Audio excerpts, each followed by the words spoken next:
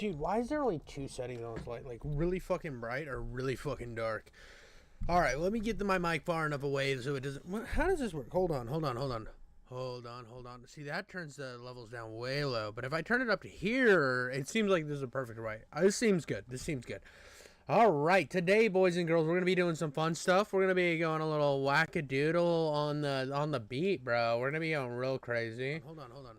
We're going to be going really crazy. I have made it a thing lately where I always try to crap on everybody. I don't think anybody's safe. I like messing around. I like commentating and making fun of just about everything.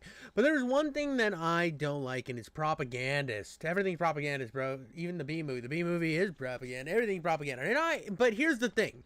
There is a difference between, like, propaganda and then there's somebody like people like Hasan, where Hasan has a fan base, right?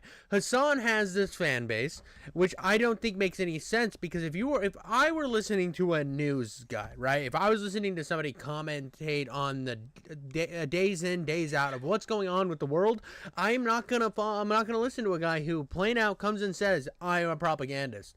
That is something I will never do. Now, that is something Hasan has done in the past, and I like to see that there is a H3 did a content nuke on Hasan. Now, I'm a little bit behind on this. I know. I'm always behind on everything. I am the guy that's late to the party. Every time late to the party. But I'm excited to see what happened here. And now, I don't like Hasan Piker.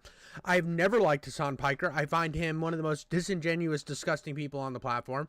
And I'm excited to see how the fallout from him and Ethan Krine's relationship went. Because if you didn't know, they used to have a podcast together. So this is the content nuke. This is the content nuke right here. Let's go. The world would not be the same. Two people laughed. Few people cried. Sure, there's plenty to criticize. The green Hamas banner.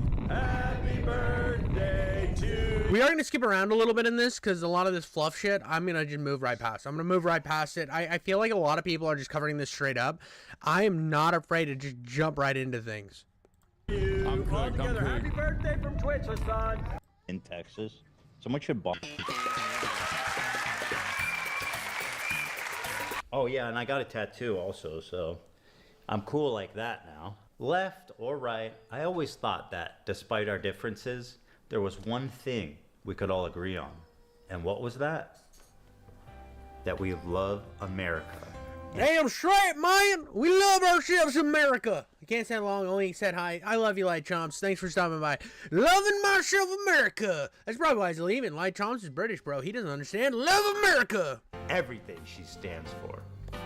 Mom and Dad and apple pie. Sure, there's plenty to criticize and endless things to improve, but I thought it was about making a more perfect union, not tearing it down. And marching bands, a pride that only The thing is, there's something kind of scary brewing in America. Communism. Base. America.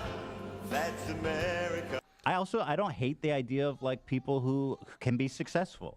I think it's good that people can say if there's another Holocaust, if they start rounding up the Jews again, I hope Ben gets... Bro. Dude, the amount, I like that Ethan's already throwing it in with his L's. The fact that he talked about the explosions at the NRA, the throwing Ben Shapiro in there, that's not cool, dude. I don't like anybody who hates anybody based on their like religious beliefs or whatever. That's something I think a lot of people should learn from. Just because somebody has a different belief than you does not mean they're your enemy. In fact, you might find that there's a lot of core values there that you guys can like make love on. Do you just do the fingers and the hands and then just slap them together and you guys got yourself some lovemaking, and I think we need to get back to that. He presents himself as someone like me, a left-leaning Democrat who supports basic things. And we went on making the show for about 2 years and everything was good. Everyone was having fun. The audience was having fun. Bro, I want to say real quick, I know I'm pausing again and people hate when I do that, but Ethan looks good, dude. Yeah, I mean, he went from very chubby, like me, to losing that weight, dude. Big ups on him. Big ups, bro. Looks good. I mean, he probably should have used a little bit of that weight to bulk up, but hey, man, losing the weight. No problem. That was until this happened. We were doing our regular show, and for the first time I noticed an inordinate amount of radical, hardcore leftists. I mean, I thought we were social democrats, not whatever this was. I don't hate the idea of like people who can be successful. I think it's good that people can achieve success in the term monetary success. I mean, that's what that means, right? I do. You know, there's nothing wrong with that. Because I see so many people in the chat saying no. I don't know what y'all are tripping about. Like, what the fuck do you want? What is the idea that you guys, people like, are just looking for? You guys are all like radical communists? There's that many radical communists? Suck it, chat. You're watching a capitalist pig. Deal with it. And then this happened. This comment from Hasan really started to sound some alarms in my head. If you're in a socialist country with multiple parties, and one of the parties is a capitalist party, which would surely exist. Yeah. What would you do if that party started gaining momentum? The solution to that would always be education and offering more Re-education? re-education, certainly, yeah. There should be an enforcement mechanism, and in that enforcement mechanism, I think like rehabilitation, which would include re-education as well. If putting capitalists in This is fascism, bro. So this is something that people who listen to Hasan don't understand, and this is something that why I vehemently disagree with anybody like this. And if there was a right wing guy who came out and said that every left wing person needs to go to re-education camps, bro, I'd be like, yo, fucking pull back on the reins there, compadre. We have gone past the station we're supposed to be at there, man. I would not be okay with that, dude. I would be like, get the fuck out of here, dog. You are weird. You are goofy. I don't like you.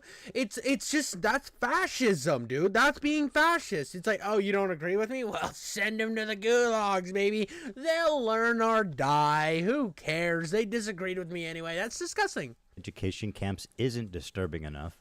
I started to notice that Hasan was carrying a lot of water for communist states' war crimes and genocides. What do you call Crimea? I call it a part of Russian territory, bitch. That's what I call Crimea. I call it Crimea River, a Russian river. The annexation of Crimea is absolutely a justifiable annexation. Tibet was literally a fucking feudal slave mandate, like So autonomous zone. China did them a favor. That was one. I mean, in America, when I say something like this, people get very upset. You know, we talk about the. That's because you like. Here's the thing that I always supported Ukraine for is like they had the right to be their own country, right? I was never on the side of, oh, who cares about Ukraine? Let Russia take them over. And it's like, yeah, dude, I don't think we should be sending them money. That's for fucking sure. We need to take care of shit over here in the U.S. We have like actual problems here, but we're funding a proxy war. No, don't want to do that. I don't like war, so I'm not gonna support war. And that was my opinion on it, but it wasn't me like rooting for fucking Putin, dude. I would never root for like a country to take like Taiwan, dude. I think Taiwan's a sovereign nation. I think they should be able to fight back. But at the same time, I'm kind of sitting that way where I'm like, I don't know if I want to give my taxpayer money to every single proxy war that breaks out just because like I'm fighting communism. That didn't work for us in Vietnam. That didn't work for us in Korea. So what? We're supposed to go broke as a nation? That's where I have my disconnect, but I don't agree with what China's doing. I don't agree with what Russia's doing. I can have both takes, but Hasan can't. Dalai Lama saying "suck my tongue" or whatever, but like that's not far from the norm in fucking normal Tibetan existence before the Communist Party came in. Bro, you're just skimming over the fact that you just said that it's normal for the guy to say "suck my tongue." Dude, I'm sorry if some like preacher dude walks up, or like a monk or whatever you want, anybody walks up to a kid's like, "Hey, suck it." I'll be like, that man needs to go to jail. Definitely going to jail. That's weird to do with kids. And So China unilaterally took over Tibet, like well, these are their culture. They basically are trying to, homogenize the culture. if your culture They're trying to spoil the religion and the identity. the part of they did them feudal a favor. warlords and slavery, abolishing that, yes, I do think that is good. No, China did them a favor. This is a good way to describe Taiwan as well. The American federal government going into the fucking South and killing, unfortunately not all of them, but a decent amount of slavers and defenders of slavery. This is violent retribution from a powerful federal government Tibet was a separatist. that squashed, okay? Tibet is the South in the Civil War. Yes. and most disturbingly, a complete whitewashing of the Chinese genocide against their Muslim minority group, the Uyghurs. Don't they have Uyghur death camps? Is that? It's not a death camp. Here we go. Here's where I get mad. Everybody wants to talk about like, oh, it's so, like the whole Palestine-Israel thing, where he's like, oh, I'm for all Muslims or whatever. But then, bro, just skated by for years saying what was happening to the Uyghurs was okay. It's like, bro, this is your fucking guys. All those people who were saying that Hasan's there for you or whatever because he supports the terrorism that's going on over in Israel and stuff.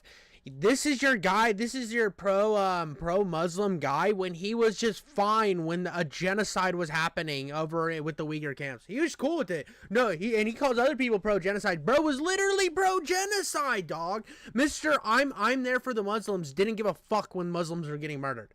That's something that I think is so funny, and I think it's so, like, annoying when the leftists like this will sit over there and like, we're for, you don't understand, it's the Muslim, like, the Muslims have it so rough, and it's like, some do, yeah, dude, get it, there can be racism, that happens, but I don't support terrorism. If they're fucking sending, like, beepers that explode or making condom bombs, bro, I'm gonna be like, listen, that's a little fucking cringe, maybe we shouldn't be doing that, maybe that's I don't want any hands in that, but then, like, you ask them about, like, oh, what about China and what they did to people who of the Muslim religion or the Islamic religion?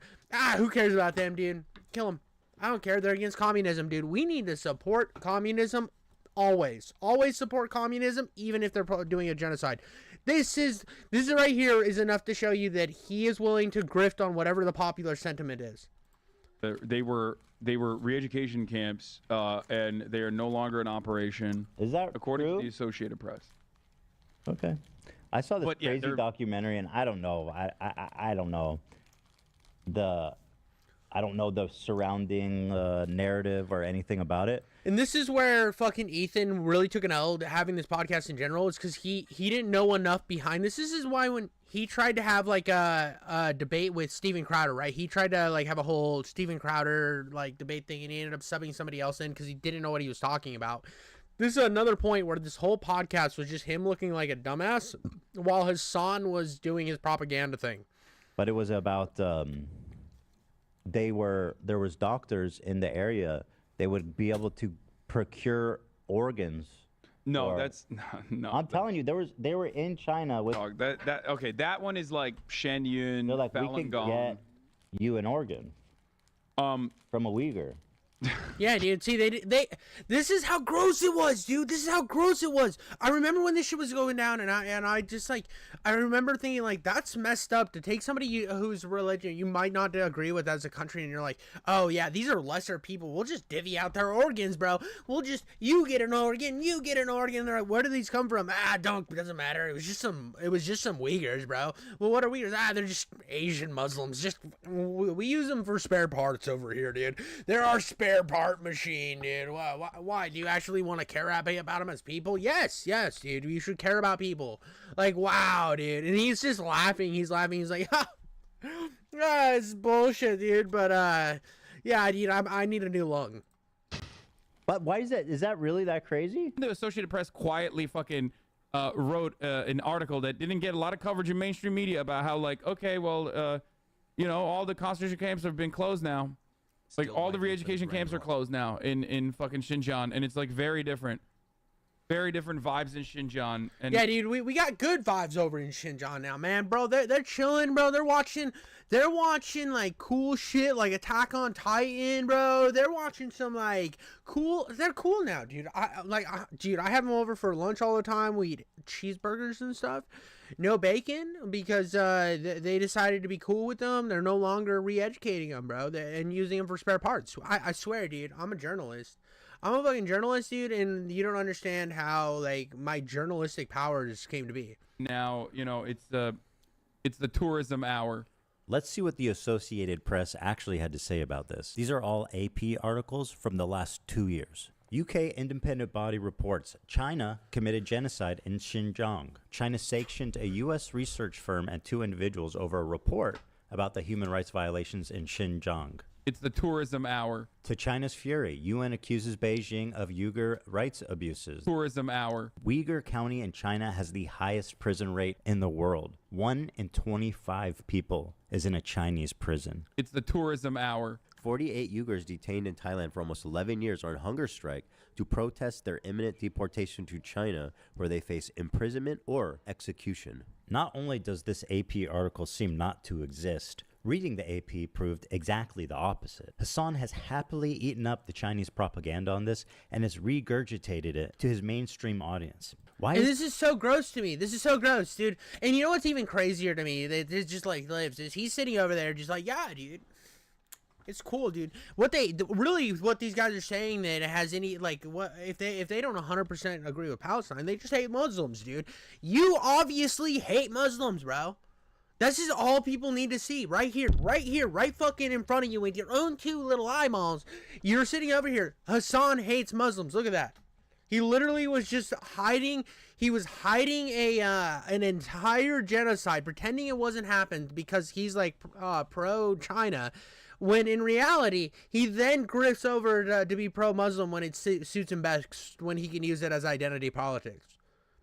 But you look at exactly what happened in the past, where he was vehemently hiding the fact that there was a genocide happening of Muslims in China. Like, if that's what you want to play on, right? If you want to... Now, I don't... Like, I think it's good. You can look at what China did. It's bad. Wow, that's bad. They did bad. I can look over at some of the stuff that Israel's done to Palestine and be like, that's bad, dude. I'm like never fully for, but I can also look at what people have done to Israel and be like, that's really fucking bad too. Like, there's bad all around, but he's pretending that there was not bad, and then he grifted over to the Palestine thing and is like supporting terrorists and shit when he was like supporting a Muslim genocide. Like, he talked about, like, the genocide happening over it, or I didn't want to air quotes. I don't know what the fuck actually is going on in Israel and Palestine that much. But I do know the fact that he talks about all this genocides happening over because of the Israel thing, but purposely ignored a genocide of Muslims going on. That's all I need to know. That's all I need to know that he is fucking stupid. is he defending China's genocide of their Muslim population? How does this even make sense? It only makes sense if A, he's being paid, or B, he has the political complexities of a 5-year-old. Five-year-old. It's a 5-year-old. He's a fucking idiot. America Bad is a meme that people laugh at online. But with Hasan, this does actually seem to be the beginning and the end of his analysis. 2 principles. Let me explain to you. 2 principles that you should keep with you, coming from a person who's Turkish, okay? When you look at a situation in the Middle East, dude, anytime somebody tells you what they are, right, and says, coming from me, a person of box 1, 2, 3, you can know that they're telling you bullshit and they're using identity politics or what sympathy to try to force you over to their side without critically thinking about it. That is just plain, it's by the numbers manipulation. It is straight up, he is slapping his dick down on your forehead and saying, that's not my dick because I'm this. It's cringe, it's garbage, it's trash. Hasan is a clown. you look at what the local government is and who the Western forces are. Never align with the Western forces. So when I look at other countries, I look at the regional actor, whoever the regional power player is, and then I look at who is backed by the Western superpowers. That's a principle that you could take home with you if you want to actually be moral or if you want to be smart about the way you analyze. Dude, if you want to be moral, just remember there was no genocide in China. It just never happened, dude. If you want to be moral and you want to look at how things morally, just remember that genocide's only okay when I, Hasan, say it's okay. I know that people think that I'm a bad guy, but really what it is you're the bad guy, you're the monster, I'm the good guy because I hate America, and I think that I can grift to the Muslim side whenever I want, and I can also say that we should kill them all. And that's so fucked. Dude, what the fuck? What the fuck is this logic? Analyze other countries. That's one basic principle that you can take home with you. All of a sudden, magically, you are above on your foreign policy analysis. You're going to be better off than 90% of people that look at the situation. After seeing all of this, I was already getting uncomfortable with our partnership. I started to wonder if I had any idea who this guy actually is. And then this happened. We have breaking news out of Israel this morning where Hamas has launched a surprise attack within Israel's borders overnight. After the shock of October 7th, I noticed a huge increase of anti-Semitic. This was wrong. This was fucked. This was bad. October 7th was a bad thing. And now I'm not in on the nuances of everything, but I remember thinking this was fucked. Like, how attacking citizens and because you're mad is like fucked. It's terrorism. It's not good. I think that's something I know. Wild take from King Jiffy. He's over here saying terrorism bad. Wow. Comments from Hasan's stream and Discord, including from his head mod. I was disturbed that Hasan was seemingly okay with this. Can you do you care that your chat is calling me racist? Do you make any attempt to modify? I have not looked at my chat. Moderate that at all? I have not looked at my chat at all. But you. I just opened it. But don't you have moderators? Do you care at all about what your audience says about me? There's 32,000 people in here right now. I'm just trying to tell you guys how it feels. And I'm fucking shocked that you don't care that people in your chat are saying, "Who the fuck is this child? Cold, arrogant, as fuck." I love you, but there's only so much I can do. How can you be surprised when your Discord is literally full of fucking? Ethan, I love you, but there's only so much I can do if you're making that argument. You know that, right? Like making that argument. Here's the thing too. I can. This is where I'm gonna like sort of agree with Hasan here. And this isn't a full agreement with Hasan because I know he moderates his chat for anybody who disagrees with him and shit. He'll kick him out if you have anything slightly disagreeing with Hasan. So I know he moderates the shit out of his chat already. He already like fully hardcore moderates his chat. So the fact that Ethan's asking him to moderate it for like crazy fucking shit against him when they're supposed to be friends, understandable. I get that. I, on the other hand, think that when you over-moderate your chat, it's kind of cringe. It is. And I haven't hit big time yet, so I don't know how this works, but I've always been big on freedom of speech. I mean, there's some things that obviously will get me banned on YouTube, right? If somebody comes in and says, "Oh, you're cringe," or whatever, or says something like way out of line, of course you have to step in because then I can get my shit shut down. But I'm not big on over-moderation to begin with. I'm big on the freedom of speech and stuff. And so I could understand, like, if Hasan was, like, a big freedom of speech guy and was like, listen, dude, I let my chat do its thing unless it's, like, egregious. But Hasan's only going to moderate it if it furthers Hasan. He will let all of his friends around him crash and burn because he doesn't give a shit because he's an egomaniac. But I just, like, condemning somebody based on their chat, I've always thought was really cringe because you have no control over it, really. I mean, you can over control it, but if you're one of those people like me who just let's chat go fire, it's like I'm not gonna be over here and over moderate my shit because you want me to. At the same time, and you can't I don't find holding creators accountable for their chat as good at all. I don't like that argument, never have. It's like, yeah, dude, people are wild. What do you expect? I kind of find that as kind of a cringe thing, and it's weird that this is what got Ethan out of here after all of the after Hasan literally covering for a genocide because he wanted to like Trump for communism. That's like wild. Like, why is it this? Why is it until somebody made fun of you, Ethan, that you're leaving? I think the shit that he's saying, like, Ethan is a left-winger, grifter, Zionist. Fuck his content. Like, this is where it gets like really egregious, where people are being racist racist, I guess, or religious or whatever, for absolutely no reason. This is what it took you. You should have known before this, dude. You should have like looked into him before you did a podcast together, because I feel like this is consequences of your own actions right here on Ethan Klein's behalf. Hasan's chat had been calling me a Zionist, baby-killing genocider. Maybe it is unreasonable that I'm asking him to. And what's so funny, I know I'm pausing again, and I know this upsets people, but what's so funny about this is Hasan was literally a fucking genocide-defending baby killer. Like, he was literally pretending that there wasn't genocide happening. And he was using this as also the like, Zionists hate Muslims, and if you have that opinion, you hate Muslims too. When you literally he literally covered for a fucking Muslim genocide.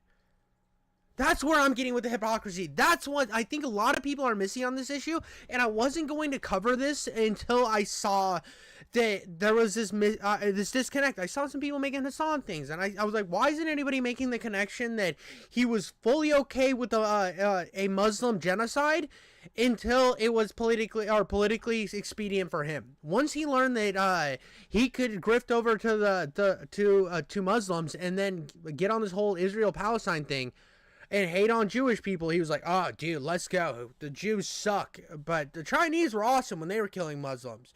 But the Jewish suck. And it's like such a like the Uyghur thing was so wild. And the whole... I remember when Disney did that movie, the live action Mulan, and they were like, yeah, dude, they had those camps, but they were nice camps. They were really nice. And when they wanted those people, when they were in the way, they just moved them. They just moved those people. It was great. I was like, what do you mean they just moved those people? You guys are just chill with concentration camps? What the heck's going on, dude? What world, what wacky world am I living at where we're just like okay with concentration camps in a place and pretending it's okay because it's China and they're communist? Moderate his chat for a friend. He doesn't even know where I'm coming from because it's not something he would ever ask for. And all these other content creators actually, you know, whipping their communities when their chat is going fucking absolutely bananas over random dumb shit and bringing my name up for no fucking reason. That you were just allowing that shit to run rampant in your chat. And I thought that was fucked up. Ethan, I love you, but there's only so much I can do. Especially as someone who thought we were fucking friends. I think that's a reasonable expectation for someone who you consider to be a friend. The problem wasn't that he was pro-Palestinian, because I share a lot of those views, and I've been a stalwart supporter of the Palestinian cause for many years. The problem with Hasan's coverage, and a lot of people like him, was their complete lack of empathy for the Jewish people who were frankly slaughtered by Hamas. He refused to show even a crumb of empathy for the Jewish victims. But listen to what this guy has to say. And as you might have seen, there was some sort of rave or desert party where they were having a great time until the resistance came in electrified hang gliders and took at least several dozen hipsters. But I'm sure they're doing very fine despite what the New York Post says. But nobody had seen this coming. I mean, that's insane, right? I don't even... Yeah, okay. Like... Okay. I don't... I'm just criticizing people. You don't have to comment if you're not comfortable about it. I honestly felt at times that he and his audience barely thought of Israelis as humans. But this dude just called babies militants. No, I understand. And there are baby settlers as well. But there are baby settlers, bro! Dude, be careful, dude. Lock your house, dude. Make sure your backyard gate's locked up, bro, because you don't know. The armies of babies just show up. It's like that game, Dante's Inferno, where you fight that giant chick with the big boobs, and she's throwing babies with arms that are knives out of her tits, bro. She's just chucking these babies that have arms for knives out of her tits, and you're supposed to just fight them off. Those are baby settlers. That's what you need to lock your gate from, because you never know when you're gonna wake up and look outside and there's just gonna be like an army of little fucking armed, knived babies that you need to fight. You gotta fight them back, bro. They don't know how to say mama and dada yet. You gotta punch them because they're trying to settle on your shit, dog. They're trying to steal your house, your car. They can't even reach the pedals, bro, but they're gonna take your car, dude. You gotta watch out for that shit. Exactly. Baby settlers as well. There are babies in the settlements. Part of running defense for Hamas is downplaying the violence, specifically the sexual violence, which he's done a lot of. Doesn't matter if fucking rapes happen on October 7th. Like, that doesn't change the... Yes, it does, dude! I know I'm pausing a lot, but this is wild, dude. What the fuck? How do people support this guy? How do people support this guy? Doesn't matter if that happened, dude. Dude, I think it wouldn't have mattered, dude, if we say, like, if the Hamas sent in Bill Cosby, P. Diddy, and Epstein, bro, they could have had them there, dude. It wouldn't have mattered, dude. Doesn't change their cause, dude. It's okay as long as they're on my side, dude. As long as they're with me, they can do whatever they want, dude. Bring back the Viking pillaging, bro. What the fuck, dude? What? This is insane. What are we looking at? The dynamic for me even this much. So that's the other part of this problem that many people that can't contend with. Like, The Palestinian resistance is not perfect. They're not like so good. It's fine, dude. Sometimes when you get up in the heat of the moment, shit happens. No, dude. I don't think that's okay at all. No, but you're not listening, dude. You're not listening. Sometimes when there's a shit, like when there's resistance and there's a war, sometimes people slip it in. That's never okay, dog. What the fuck are you talking about? That sounds awful and inhumane. You're just not. You must be a Zionist, dude. You must be a fucking Zionist. You're obviously a bigot. What, am I fucking crazy here, or is this like disgusting? They have magical bullets. The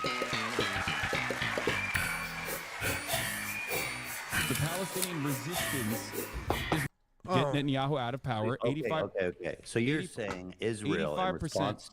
Hold on, dude. You're saying in response to this terrorist attack, Israel should have dismantled their own government. First set of actions would be to democratically take Netanyahu out of power. Yes. The problem is that Israel's been at war with its neighbors for 70 plus years, and it makes a lot of sense that there'd be some distrust there. Yeah, dude, what the fuck? Democratically get him out of power. What does that mean? You just hold you right after you get a terrorist attack, dude, bombs rain down on you, right? Your cousin and child just died in a car, dude. Your sister just got plowed behind a building in not a bomb way.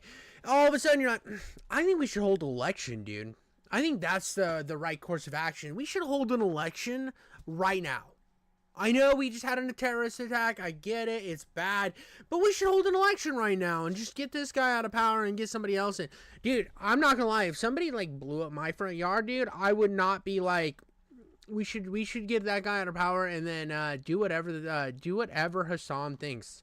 I feel like anybody who lives in any country is going to look at this be like, you can think about it as your front lawn, right? If like bombs rain down right now wherever you're living and blew up your next door neighbor's house, would you be out here like, we should be friends with the people who it is, and then we should get out whoever's my local governor, dude, they need to get out because we need to be friends with those guys.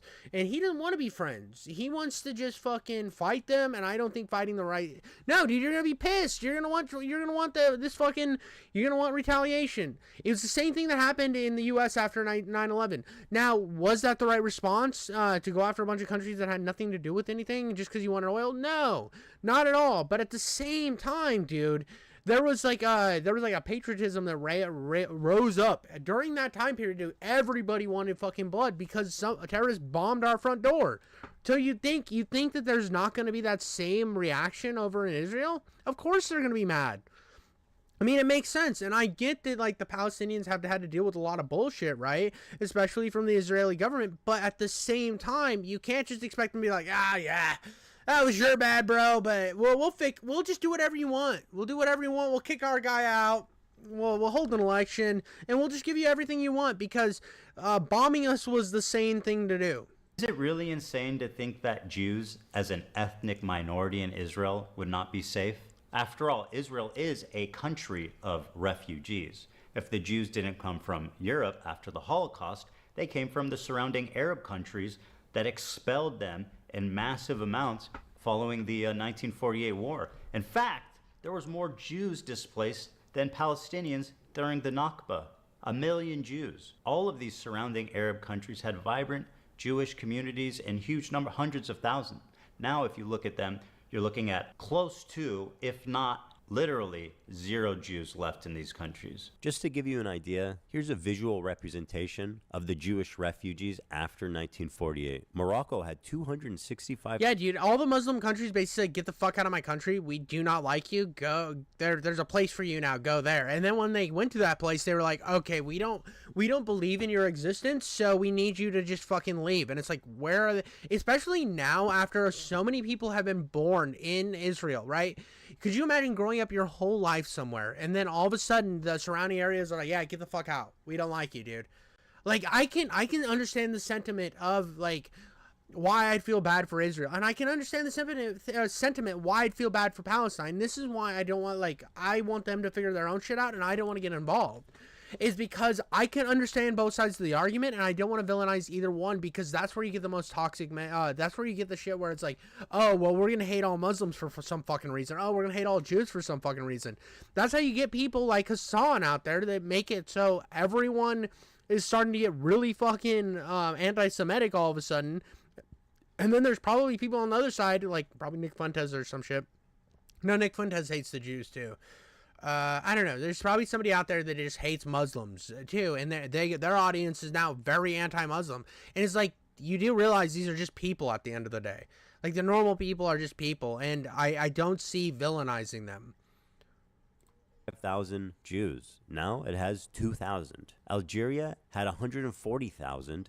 Terrorist groups that have stated their goal is to annihilate Israel as a Jewish state, and considering the historical context of Jews being pogromed from Arab countries, is it really that crazy for them to not feel safe as an ethnic minority, even a little bit? And that's pretty much the entirety of our disagreement. Despite what you've read on TikTok and Twitter, I've done.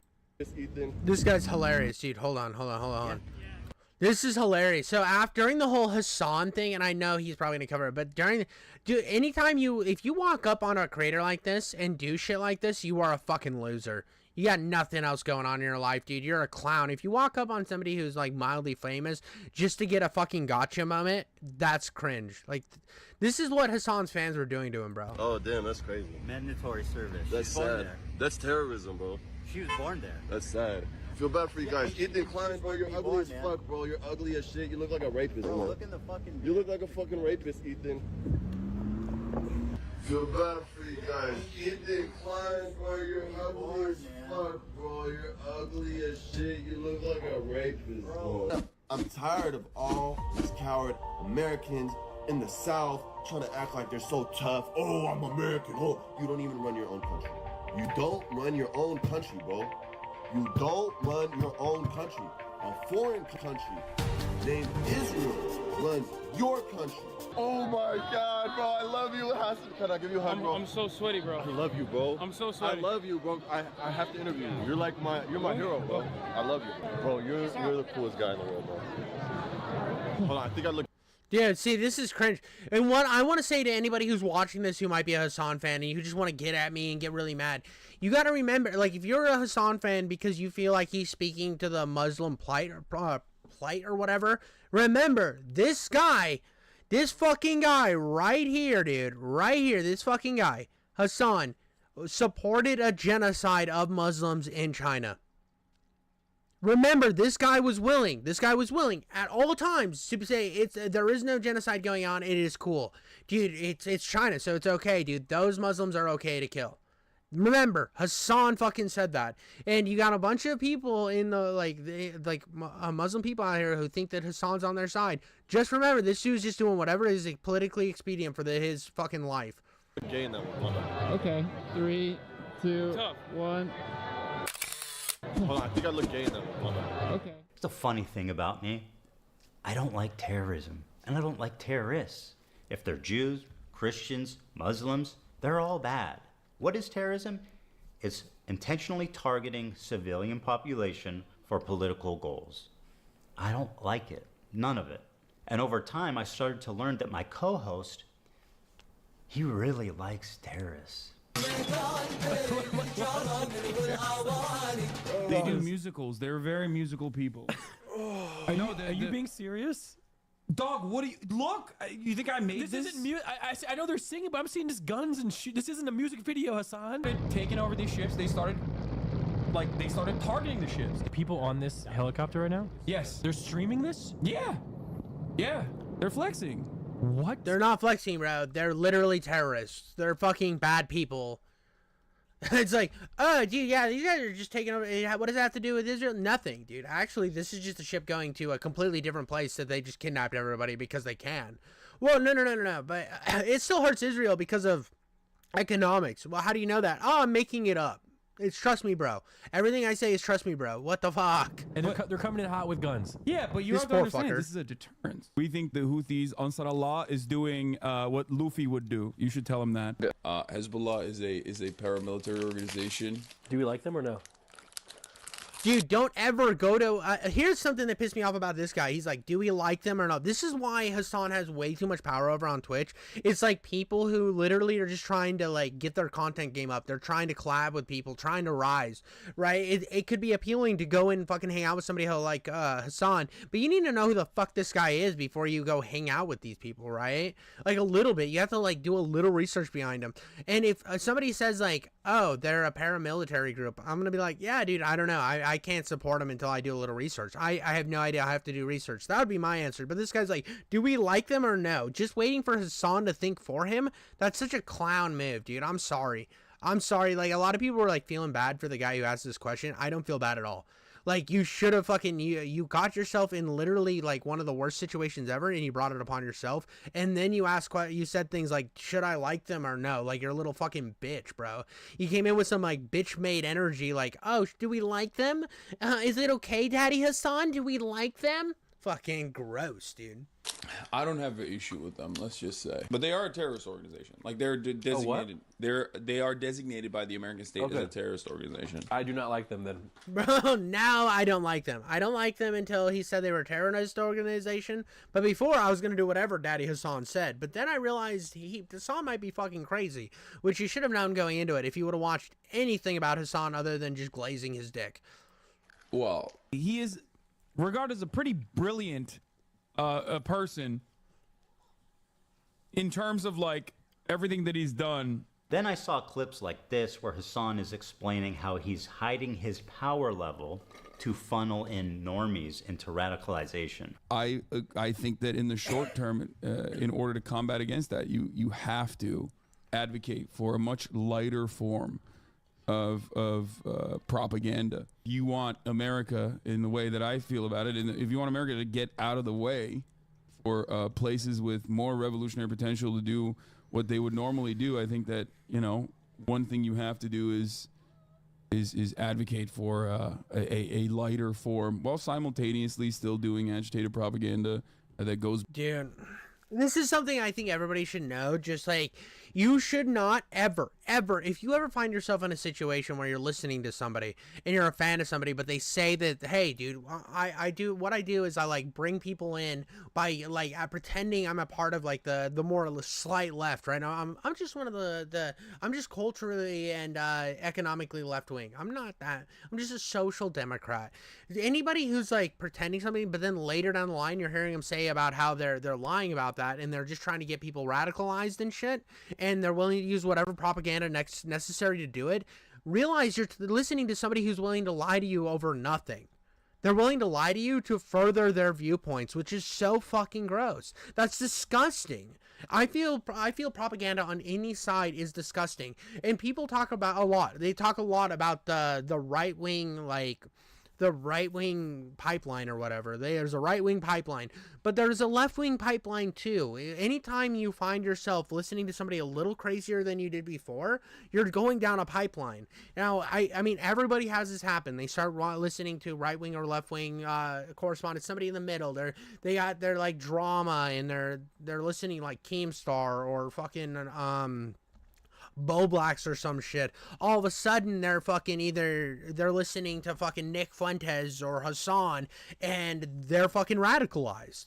It happens on both sides constantly, dude. And if you find yourself listening to somebody who other people are kind of rating as some of the most fucking disingenuous, like, nut jobs out there, realize you've gone down that pipeline. You went down that fucking water ski chute. You're sliding down a wet vagina way harder than you should be, and you're gonna get shot out into lava because all your opinions are bullshit. You're listening to a bunch of bullshit, dude, and you're letting yourself get radicalized, and it can happen to everyone. It doesn't matter what side you're on, it can happen. And I'm sick of pretending that it's like, oh, well, one side has it and the other side doesn't. No, dude, it happens on both sides. And if you're one of the people that are saying one side does it more than the other, you're just as, like, mentally fucked. You got to look at it and just look how the internet works. You start watching one video, you're going to get more videos recommended to you. That's how algorithms work, and you're going to find yourself getting flooded down this direction, and you have to combat that. That's, like, kind of why I try to, like, shit on people from the right, shit on people from the left, and try to consistently bounce a little bit. Not that I'm bouncing on both sides, but I'm trying to find that even fucking footing to where I can be more rounded, I guess, even though I'm just a retard spitting shit into a mic. Way too much Copenhagen in my teeth getting spit on the mic. That's the problem. It's beyond, you know. No, I'm not calling I'm a you that. I'm just propagandist. I'm just saying. I'm going to play you. I'm saying I am. Okay, well then, I'm saying I am. I just before want you to even play it. A propagandist is much more than someone with a bias. It's someone who knowingly lies to further their political agenda. And then I had a terrifying vision. Had I been duped? Was Hasan presenting a Trojan horse to my community, where he was just a left-leaning Democrat like myself? He literally was doing that from the fucking beginning, Ethan, but you were too stupid to realize it, and you weren't doing enough pushback. A lot of this was his fault. I'm glad he's doing this now, but I feel like it's almost a little too late, because he literally was sitting here fucking cowtailing, letting Hasan say whatever he wanted to, putting very little pushback against him, trying not to hurt Hasan's feelings, and then it came to where the chat was fucking bullying him. Fucking Ethan hates getting people picking on him, and then he got mad. It's very reactionary at this point, and this is why it kind of looks even worse. Like he's there just to drop this nuke on him because it's gotten to this point, but it was already kind of pushed to that point before, but people were pretending like it wasn't. And as he said in the previous video, was funneling them into radicalization and turning them against me. Liberals are some of the easiest to manipulate people on the fucking planet, dude. I learned how much he hates liberals. Dude, I hate liberals, dude. I hate them. I hate them so viciously. Did he secretly despise me this whole time? I'm sorry, dude. I hate liberals so much. Did this man sit next to me for 2 years and pretend to be my friend? Dude, liberals are a burden on this planet, yes, he did. Dude. Liberals are the most, like, scummy, vile, fucking idiots. Liberals are incredibly stupid. I hate these petulant liberals, dumb fucking liberals. What else? Dude, he did. Hasan Piker. He did fucking hate it. He didn't ever like Ethan to begin with. He saw Ethan as a stepping stone to get more people in his audience that maybe weren't radicalized yet. Again, the left-wing pipeline does exist, and he was utilizing Ethan to create that pipeline. It's always been a thing. I don't understand how people don't see that there's a pipeline on both sides. I mean, like, Mr. fucking Eat the Rich is over here fucking buying up half the world. He's got a giant fucking mansion of nicest cars, but he's a fucking socialist, dude. It's all bullshit. Yeah, we'll get drinks after the show. No, you. He's such a great guy. No, you. Give it up for Hasan Piker, everybody. Happy birthday, buddy. This dude can package anti-Semitism and anti-Americanism like nobody else. In fact, you guys got him on the front page, and he's doing terrorism for free. Basically, gentlemen and gentle ladies, Frogan, you look good today, girl. Babe? Girl, you look good. Great job on that Arab tier list. That was good. How much we get for that? Yo, you got 10 million from Qatar for that? That's what I'm talking about. That's what I'm talking about, Twitch. Here's the thing, with help from people like Hasan, terrorism is like in the eyes of the beholder, right? They're not terrorists, they're... Go ahead. Go ahead. He knows. Freedom fighters, guys.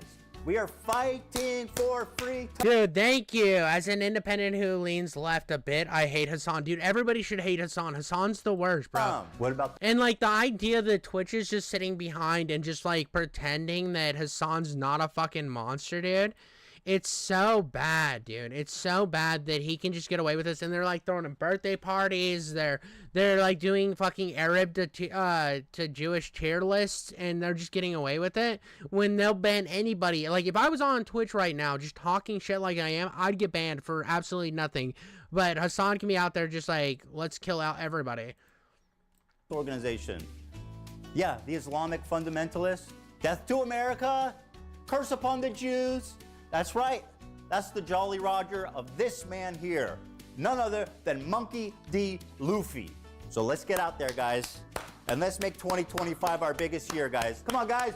The resistance isn't perfect. The resistance isn't perfect. Yeah, I hate that too. If you want to know where on the political spectrum Hasan sits, take a look at a recent media analysis by Ad Fonte, which rated Hasan as the most extreme left-wing. Dude, look at that, dude. Look at that. Look, could you imagine I feel like even this thing can be kind of biased too. I'm not saying they're all biased, but I think I think Hasan should even sit further over than Crowder, and I think Crowder's pretty fucking right wing.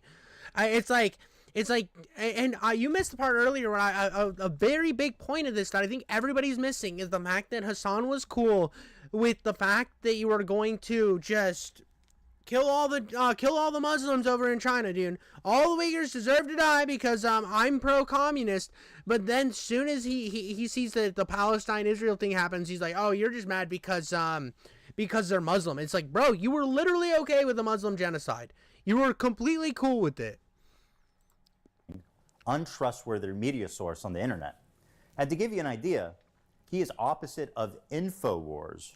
Now, I'm not going to sit here and tell you that... Dude, he should have been way more over than InfoWars. InfoWars can be crazy and shit, but they're not Hasan crazy. I've never seen, like, as crazy as Hasan. Hasan's so fucking wildly left-wing that I only think there's, like, one other person that can get up there with him, and it's Nick Fuentes. And I don't think Nick Fuentes even made that fucking list. Nick Fuentes is just as bad as Hasan, and it's egregiously bad. Hasan loves all terrorists. But what I will say is that there isn't many he don't like. Let's start with our good friend Luffy here and his organization, the Houthis. And yes, this is what it looks like. They are hiling Hitler. The Houthis aren't Bro, they're on that Kanye Twitter grind right here. They're on that Kanye Twitter grind.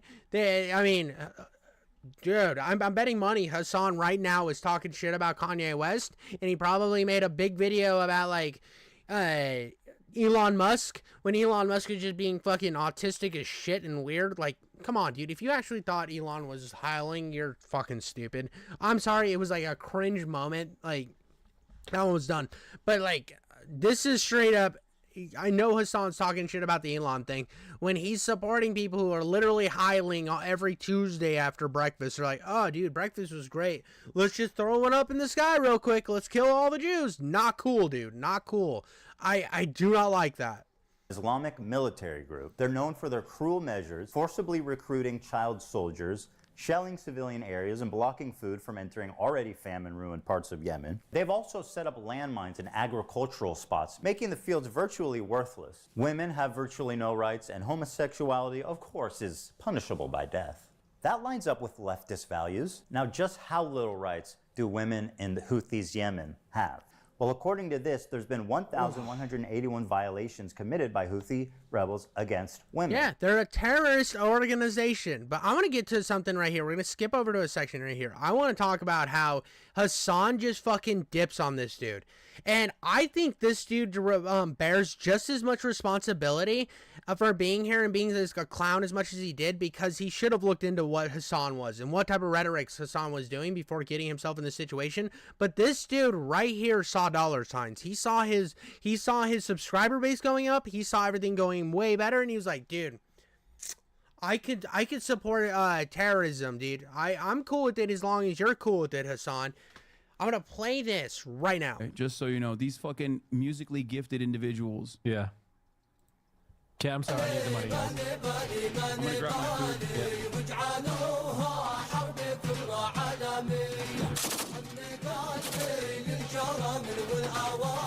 I'm so confused. What is اسأل أصحاب الفخامة والمعالي واسألوا عن الحشود العسكري يوم سيطرنا على الخوبة بآلي ما نبالي بالهمر والمدفعية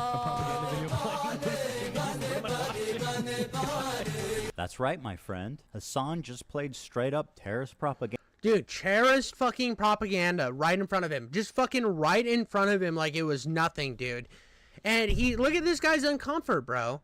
And yeah, I agree that he should have known before getting into this that this is like cringe, bro. That he should have like looked into Hasan a little more than what your fucking your subscriber count would come up. Now, I am not one of these people who will sit here and tell you that, oh, well, you should look into, like, you should know everything about somebody going in. Like, yeah, you kind of should. You should look into that person. And you shouldn't, like, I'm not one of these people that says, oh, well, you platformed so-and-so, so you're a bad person. That's stupid. You can have somebody on your platform and debate ideas and debate your like ideologies and have like a conversation with a person you don't agree with. All day, I will stand for that. Doesn't matter how crazy they are. If you're, we live in a marketplace of ideas, so I think it's free to anytime debate these ideas.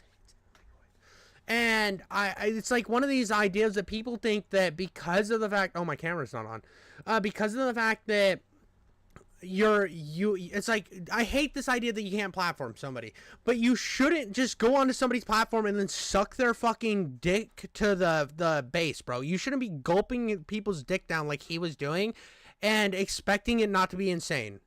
Without even being there to analyze it. Surely this must be against terms of service. Twitch does not allow content that depicts, glorifies, encourages, or supports terrorism or violent extremist actors. For example, displaying or linking terrorist or extremist propaganda even for the purpose of denouncing such content. Denouncing? Okay, but what's the rule for endorsing it? Is that okay? The answer is yes, as Hasan was never punished for this blatant violation of Twitch community guidelines. Got it. So denouncing terrorism is bad. Don't do that. Endorsing terrorism is good. Okay, got it, Twitch.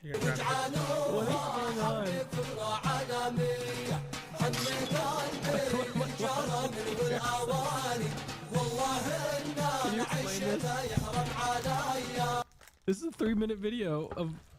What do you mean a music video? When you said music video, I'm expecting like bad example, Chris Brown dancing. You know.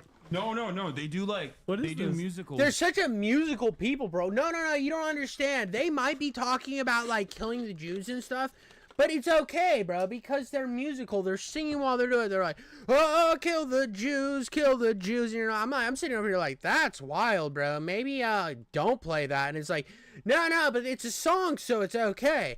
It's okay to say kill the Jews if it's in a song. What the fuck?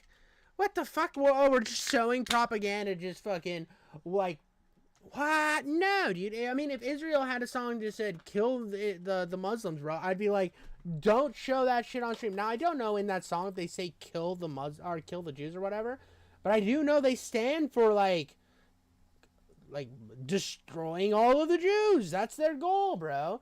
You're just like cool with fucking propaganda. I'm not cool with it on either side. I hate it. I think it's cringe. It's like, don't root for a group of people to die because you disagree with them. They're very musical people. Are you being serious? Dog, what do you look? You think I made this? This isn't music. I know they're singing, but I'm seeing just guns and shit. This isn't a music video, Hasan. No, bro. Funny thing about this, actually, this is like a little tangent. There used to be this Mexican food place in my hometown, bro. And every time I'd go there for lunch, right? I'd go because it was like near my high school campus, and we had an open campus, so we could just dip out and go get food. And they're not open anymore. But I remember we'd go into that place, and they'd have TVs that played music. And we would like always go in and we just knew it was fucking cartel music because the music videos were literally just dudes with face tattoos like shooting the sky and shit, and it was all in Spanish. And I'm like, this is cartel music, bro. What the fuck is this restaurant? I mean, the food was good. Don't get me wrong. I had good food. But yo, they were just steady playing like fucking cartel music day in, day out, dude. They were just fine with playing as much cartel music as they wanted. And I just remember thinking it was fucking wild, dude. It was just wild, and the fact that Hasan's like, even like us, even me and some of my friends who are Hispanic stuff, they're like, yeah, this is wild, dude. I don't understand why they're just playing fucking cartel music in here like it's a typical Tuesday. And then Hasan's over here, like, yeah, dude, they're just musical. This is like Pollyanna, bro. This is like fucking Little Orphan Annie. It's the Palestinian Little Orphan Annie. It's not that big of deals. It's like, yeah, it's kind of a big deal, bro. You're supporting terrorism.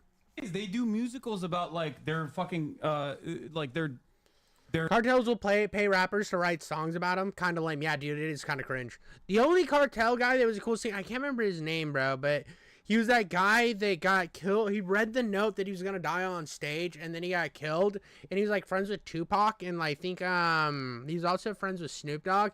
That dude had good ass music. I know it's cartel music, but it was just like a lot of those songs are really pretty. I cannot remember his name. So if you're watching this later or you're right now, if you know in chat, let me know. Their actions all the time. Hold on, guys. Hold on. I've got this. Instead of terrorist propaganda, let's call it musicals. They do musicals. Instead of violent jihadists, let's call them musically talented people. They're very musical people. Are you being serious? Guys, let's just use our brains. Fiddler on the Roof, Wicked, Alexander Hamilton, man. There's no reason we can't put these Houthis on Broadway. Well, they go, listen, you want to fucking bring a ship? You know what's funny too? There's a Broadway the Broadway play that's won the most Tonys of all time is actually off of a Mel Brooks written script. It's called The Producers, and the whole point of The Producers is they're trying to find a play that's so egregiously bad that it flops, so they can run away with all the money. And it's supposed to be a giant scam because the financial, like the IRS does not give a shit about, because all the money's gone if it flops, right? Because you put all the money into the thing, you flop, you have no money to show for it. But if you flop and you ended up with a lot of extra money, you could walk away with it and it just looks like you paid for everything. That was the whole point of it. And their play that they were going to do was called Springtime for Hitler. Now, it's the whole bit is it's so egregious that that somebody wrote a play that was sympathetic to Hitler. And it ended up being like they ended up making it so bad that it was funny and it was almost making fun of Hitler, so it won. But there's a song in it like Springtime for Hitler in Germany. It's a great movie, hilarious. It like makes fun of it does it in a really clean way. But it's not just like praising Hitler. Like the whole thing isn't praising Hitler. It's like a bit in the thing. Hasan's just like, let's just praise the bad guys real quick. They're musical, bro. This is awesome. Through here, we're gonna take it. So that's exactly what the Houthis start doing. They start fucking sending in helicopters onto fucking ships. Bro, they fucking look at this. They got the Palestinian flag that they painted under the helicopter. Dude, it's not. It's just so gross that he fucking pretended that. This is like the difference between like it's satire. If this was like all satire, it would be funny. Like, right? It's like so dumb. Like, I'm skipping over the helicopter thing because we know what happens, dude. He fucking shows this clown that they're just like they're invading ships. Oh, it's okay, dude. They're invading ships, bro, because it's hurting Palestine. It's not.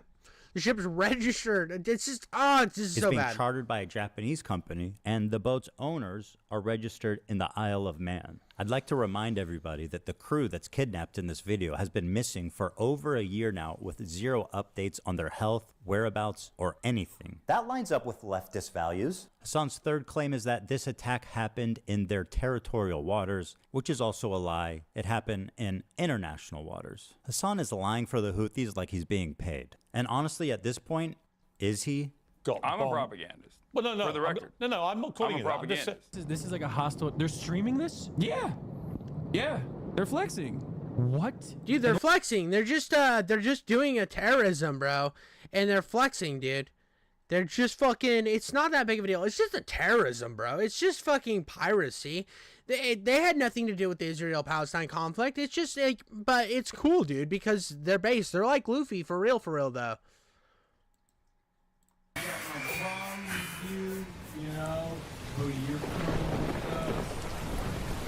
This is a 3-minute video of what do you do in music video? When you use a music video, I'm expecting like. Here's another incident of Hasan enjoying some Houthi propaganda.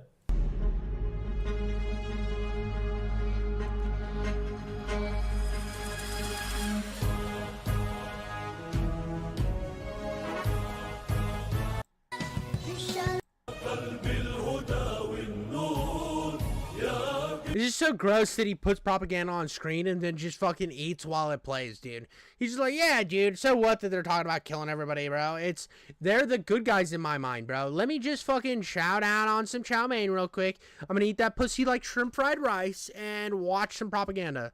How can they not agree with the Houthis when this is the kind of music video that they're coming out with? They got a beautiful voice too.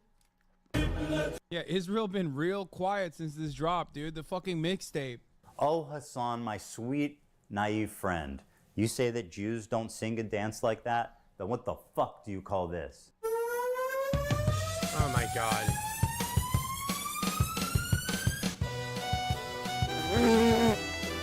What the fuck? That's right, bitch. What the fuck you stepping on our shit? It's like the kids' Jewish choir. Bro's just like, fucking hold my beer. I got the kids' Jewish choir right here, Hasan, and they're not holding AKs.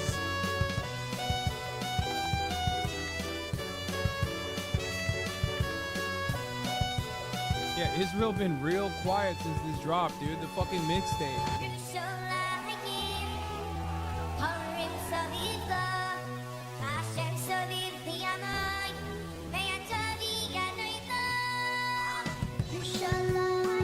Got a beautiful rebel my on God. stream. Yes, brother. What do you mean? Excuse me. Of course, I'm about to have a. I'm a journalist. Okay, this is journalism. It's so weird. It's so weird. Motherfuckers want journalism, and when I'm trying to do journalism, they go, "Why are you doing that?"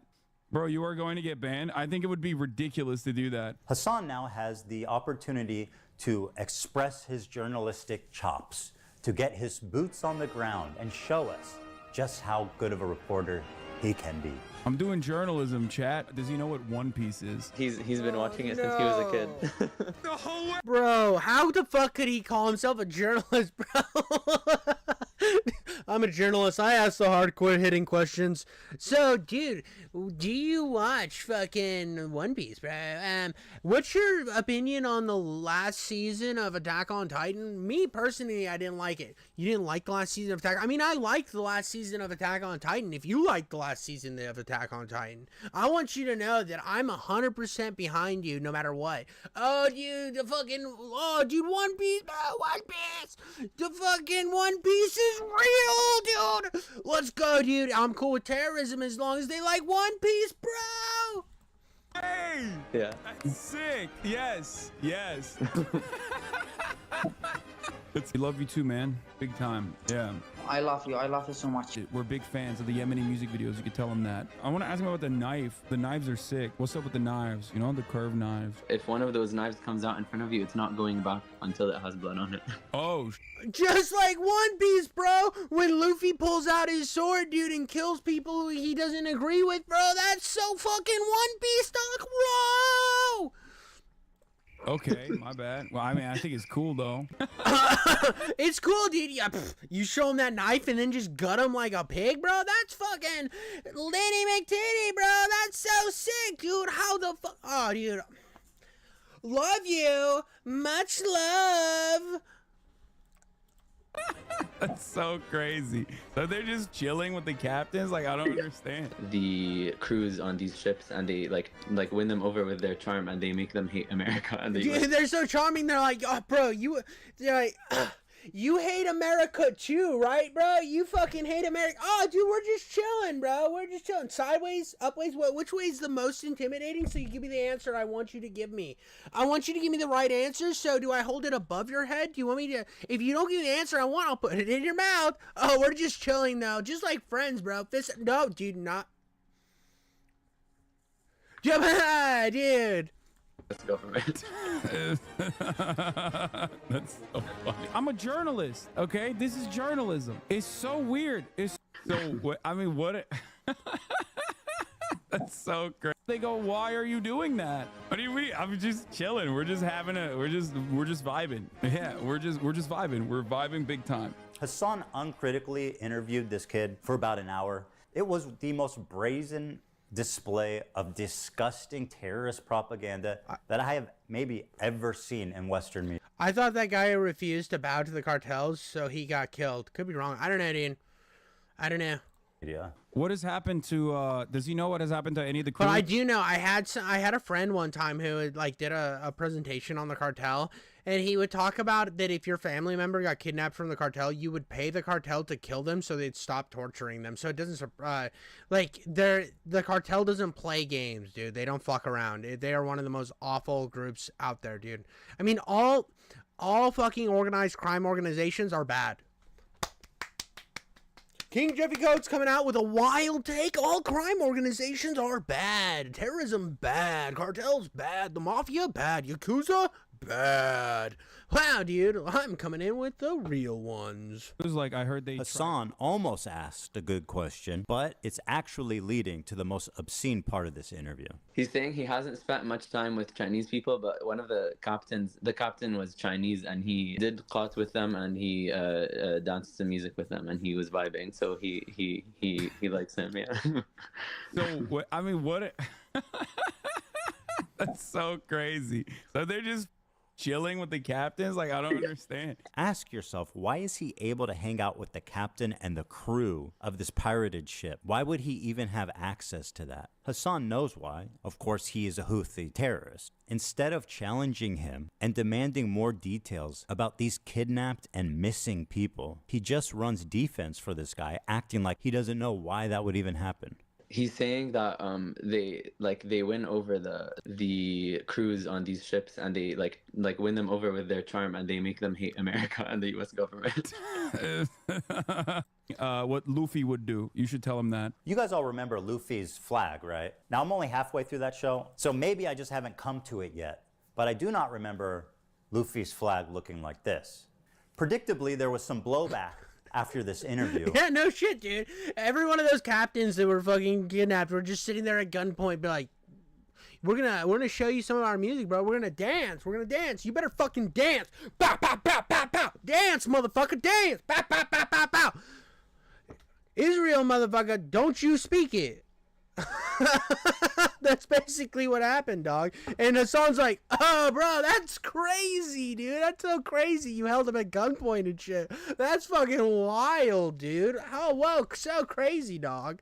And Hasan went immediately into damage control to rewrite history. He said that he was just simply a Yemeni person and not a Houthi. Yeah, I mean, we don't even know if he's a Houthi or not. Dude, this is typical fucking gaslighting, dude. And this is why I think Hasan's like one of the most disgusting political creators out there. Because he's willing to rewrite every single piece of history to make himself look fucking good. Like, it's just like disgusting. It's disgusting. It's like, okay, so this guy's an actual terrorist. He was actually bad. You had him on your platform. You could have asked him questions, but instead you were like just fucking sitting there, just stroking his dick really slow, waiting for the juice to hit you in the face, bro. You're like, Luffy. You're like Luffy. Gross, dude. Teenager in Yemen. The dude is neither a Houthi, nor a terrorist, nor a pirate. Understand why this problem can't be approached with nuance?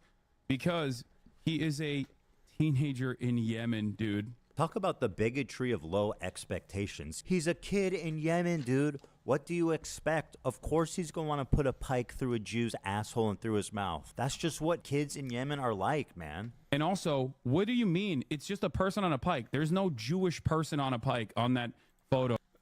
Yeah. What do you mean, dude? What do you mean? It's just, he's trying to be edgy, bro. It's okay to be edgy. Sometimes it's nothing to do with any Jewish people, except for the ones he's literally talking about right now. He's literally talking about fucking just, bro. Could you imagine, bro? Could you imagine somebody just fucking posting a picture like this and being like, yeah, dude, death to all Muslims. And you were like, that's bad, dude. That's gross. And I saw this. I'm like, yeah, man, that's gross, dude. You had a chance to like, if that dude would have been on your show and you didn't ask him about like telling questions like this, like, what do you think of like Jewish people, right? And he then says some fucking outlandish shit, and you're like, don't you think your anger's misplaced and you should be just mad at Zionists? And then he just goes into more fucking anti-Semitic bullshit. Then you're like, wow, dude, this guy's a bad guy. And you can literally blast him in your opportunity to blast him, but instead you glaze the fuck out of his cock. And then this dude went to saying crazy shit, and now you're sitting here having to pretend he didn't? Well, look, it's the fucking consequences of my own actions. Anybody that's this radicalized against a certain group of people, you shouldn't be around, whether it's people against Jewish people, people against Muslims, Christians. If there's people saying this fucking disgusting of shit, you should either not have them on there or then actually bring their ass to the fire and ask them good questions instead of glazing them, asking what their fucking favorite anime is. Crazy, bro. We're in wackadoodle world. So unless I saw something different. Hasan claims this isn't even a Jewish person on the pike. How exactly is a naked, piked person supposed to look like a Jew for you, Hasan? You know what? You're right. Let me make it a little clearer for you. First, he needs a bigger nose, right, Hasan? Of course, he needs a yarmulke, the curly things. Oh, look, Hasan. He dropped his dreidel. He must be Jewish for sure. Or, you know, you could just read what he wrote, you dumbass, liar, terrorist-loving, propagandist piece of shit. This is why this entire conversation is fucking idiotic. It's not a Jewish person. He said, "This is, I think it's definitely a Jewish person, Zionist. Even if they're not the Jewish people that are like you like, if they're the big bad guys, because Zionists are the big bad guys, they're still Jewish, bro. They're still very Jewish. You're just you're upset because you spent like an hour and a half glazing the fuck out of this guy's balls, bro. He used to have hair on his balls until you sucked each one of those pubes into your fucking throat, and then instead of actually like doing any research, you just do exactly what I said, suck pubes into your throat because you're a clown. Why am I held accountable for some random fucking 19-year-old in Yemen's tweets? What is happening? How many... Blow your nose, brother. Love you. Not trying to be mean. Just keep some tissue nearby and clear it out occasionally when needed. Much love. Fuck you, dude. My argument sucks? You think it justifies genocide? What are you, stupid? Everything that can be tangentially turned into like Jewish people are under attack is a decent way to just like drive discourse away from open genocide in Gaza. If your sole focus when Israel... Again, I want to highlight the fact that Hasan was completely cool with an Islamic genocide in fucking China. This is the guy right now who is covering using genocide as a shield from criticism while protecting the Muslims, while he previously pretended a genocide against Muslims was happening. Everybody out there who maybe clicked on my video because they're like, oh, King Jiffy Coates just hates Hasan. He has no point. It's like he hates Muslims or whatever. You could any fucking stupid shit you can come up with. Hasan literally used to talk about the fact that a Muslim genocide wasn't happening in China because they were communists for some fucking reason, but now one is. And you're the bad guy because you're covering up for a genocide. You covered up for a fucking genocide, Hasan. You fucking idiot. Bro, you're willing to get on your knees, crawl over and say, yes, Daddy, yes, Cece, please come in my eyes so I can't see the genocide happening to the Uyghurs. You're such a clown. Is doing a complete genocide in Gaza. If your sole focus revolves around that people are saying you're a Zionist, yeah, go fucking yell at streamers for not covering sufficiently the... Nope.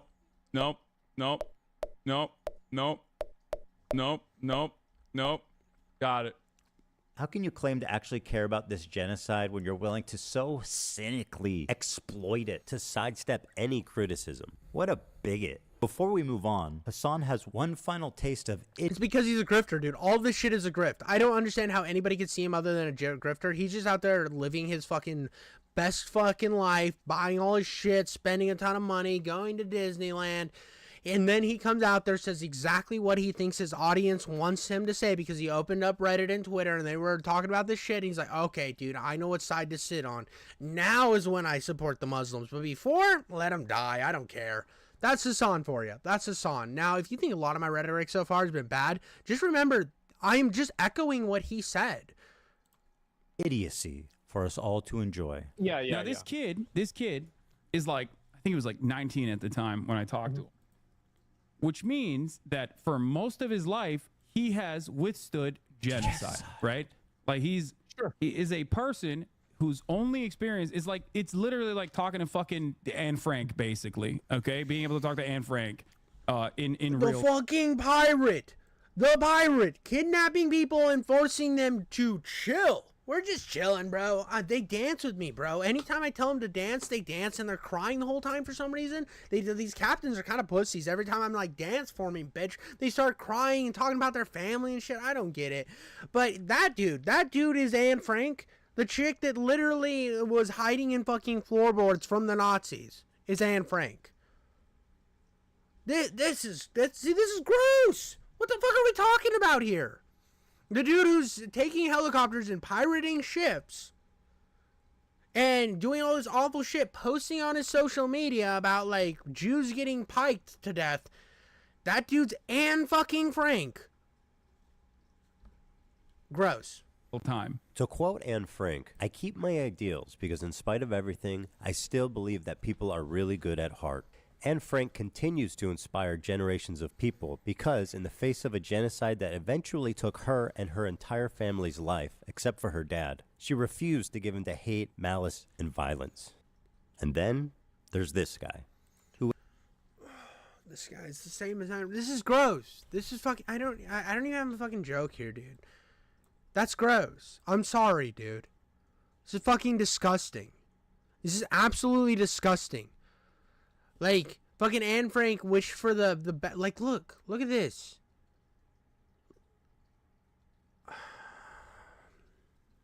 Look at this right here, dude.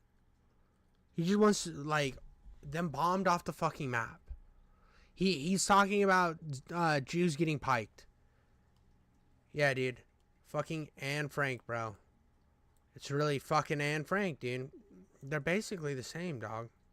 Fucking gross, dude. Hasan, literally anybody else who would do this other than Hasan would get kicked off of fucking Twitch so fast. And like, I'm a firm believer in free speech.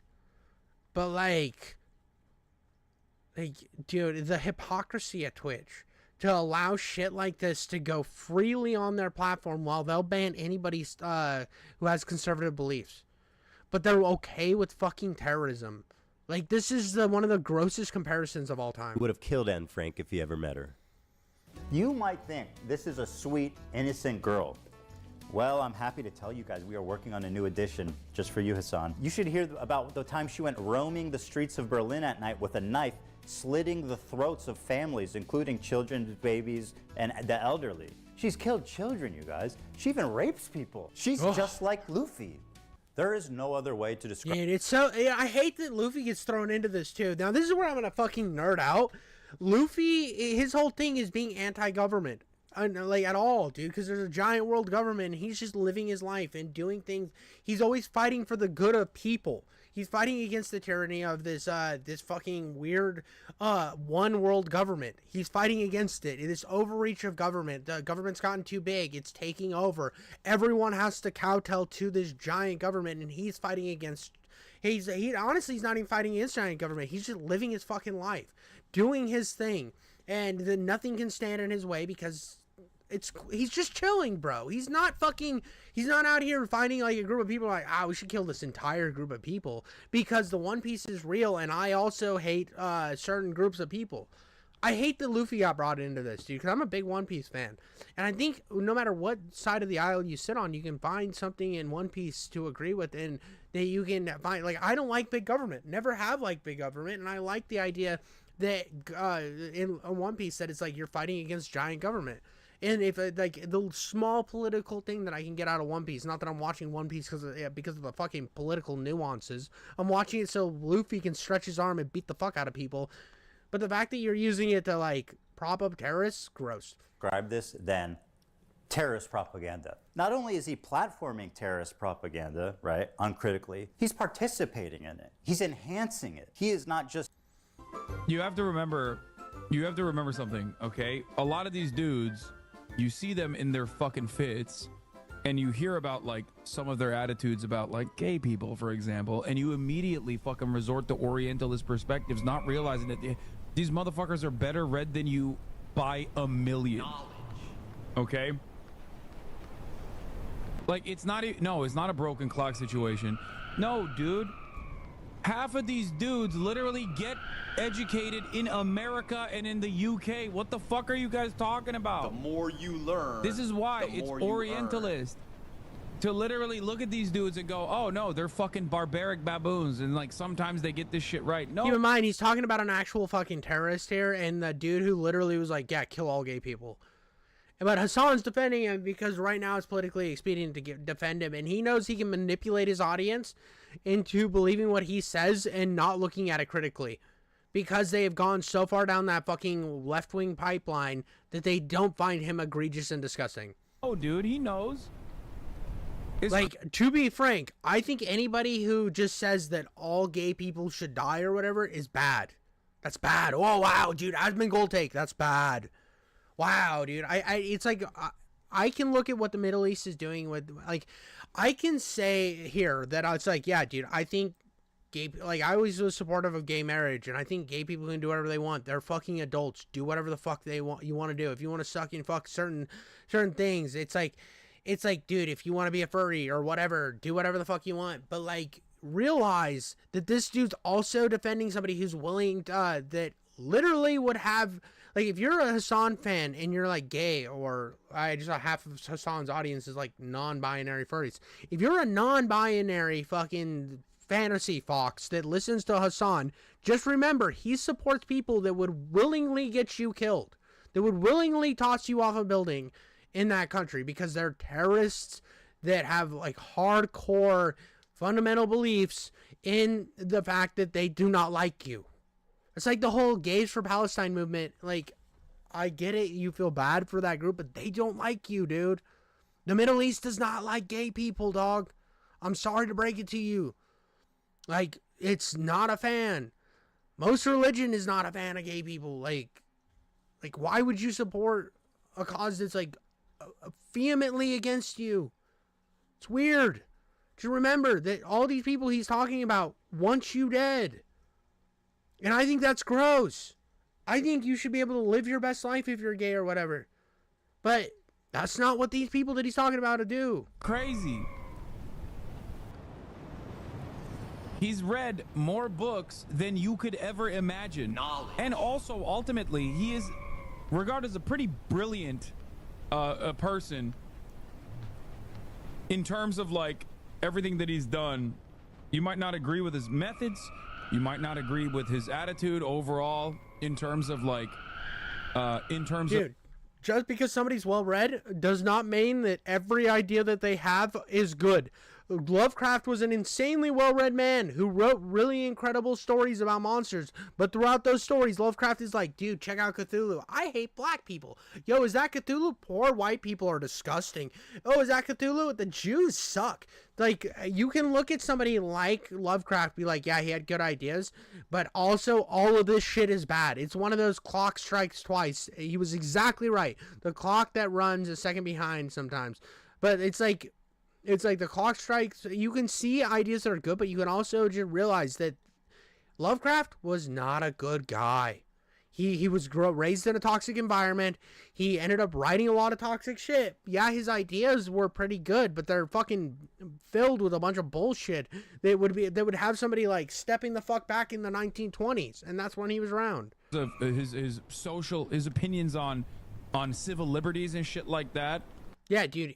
Last week, Nasrallah had said gay people, even if they do it once, are to be killed. They want you dead. And Hasan's fucking defending him right now. But ultimately, this motherfucker has read a shit ton of books.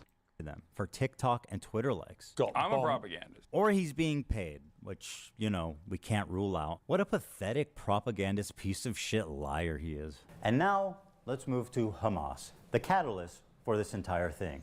They're the ones that committed this horrible act of terrorism, one of the worst the world has ever seen, on October 7th. They are without a doubt the most extreme of all of these terrorist organizations. They are Islamic jihadists that want to convert all of Israel into an Islamic state under Sharia law. That's their stated goal. Hamas has been on the designated terrorist group pretty much as long as there's been a group. These guys have been suicide bombing civilians before ISIS leaders were even born. They fired 50,000 rockets into civilian populations and performed over 100 suicide bombings, killing thousands of civilians. Women are restricted from participating in the workplace and public life. Homosexuality is outlawed, and in some cases, of course, punishable by death. They steal foreign aid from the people of Gaza and repurpose it for military use, or they just sell it back to them. For example, why are all the Hamas leaders billionaires? And let's be real, these guys clearly are not skipping any meals. While the people of Gaza languish in poverty, these fine gentlemen are living in multi-million-dollar penthouses in Qatar. That lines up with leftist values. Or, well, they were billionaires. They're dead now. They're all dead. They're killed. They're all dead. They all Hamas died. is a bunch of psychopathic terrorists of the worst order. And nobody would be crazy enough to defend them. Dude, but Hamas Hasan he's like, hold my fucking beer, bro. Let me get on some cocks of it. He's like, dude, let me drain some terrorist semen into my belly. Belly full of terrorist semen, yes I do. They want to say, please stop us, son. We're not gay. He's like, please let me be gay for you. I will suck that terrorist dick. I will suck that terrorist dick. No, is this Islam again? Hasan defended Hamas? Seriously? Okay. We had to make last-minute changes to this part to prevent it from being age-restricted on YouTube. I cut out the footage from Hamas, and I will attempt to narrate it for you as best I can. In this scene, an older woman is walking hand in hand with a girl who looks about 12. And as they're getting in the back of the van, one of the terrorists gives them a wave goodbye and says goodbye to them in English. Goodbye. And the two of them smiling wave back. That's crazy, dog. Dude. Okay, that's crazy. That's crazy. That actually, okay, that's too much. That's more than I expect. Bro, every time they're releasing hostages, the next wave they're gonna be like, actually, I'm good. Like, I'm staying. These hostages are being why are you such a monster, bro? Why are you a fucking demon, dude? released at gunpoint by the people who likely murdered their family in front of them before kidnapping them. Hasan peddling this narrative that they're sad to leave their captors is beyond disgusting. The next wave, they're gonna be like, actually, I'm good. It's plainly obvious these are traumatized victims who are scared for their life and doing what the terrorists are telling them to do in order to avoid any conflict on the way out. Oh, look at the sweet masked terrorist with his AK-47. He's so nice. Did you guys see how he waves goodbye? Dude, okay, I'm gonna be honest. This is some crazy PR. They look traumatized as fuck. Wait, what? Bro, dude, they were held fucking hostage by terrorists. Of course they look fucking traumatized, but you're over here like, nah, dude, this is like going to Disneyland, bro. This is like her first time hanging out in like Hamas land, dude. Not Hamas land, but fucking they're hanging out in Houthi land, bro. They're hanging out in Houthi land, bro. Dude, have you not seen the ice fucking roller coaster? The ISIS roller coaster, dude. The ISIS roller coaster goes hard, bro. I don't think you understand, bro. It's powered by C4, dude. Probably 5 of her family died. It's not a big deal, bro. But she had so much fun on that roller coaster, dog. Look like they're chilling. This girl who had her foot blasted off on October 7th and then operated on without anesthesia or painkillers is so sorry to say goodbye to her captors. She's gonna miss their hospitality, like being raped and being watched showering and changing. The next wave, they're gonna be like, actually, I'm good. Like, I'm staying. So dude, that's what I'm saying, dude.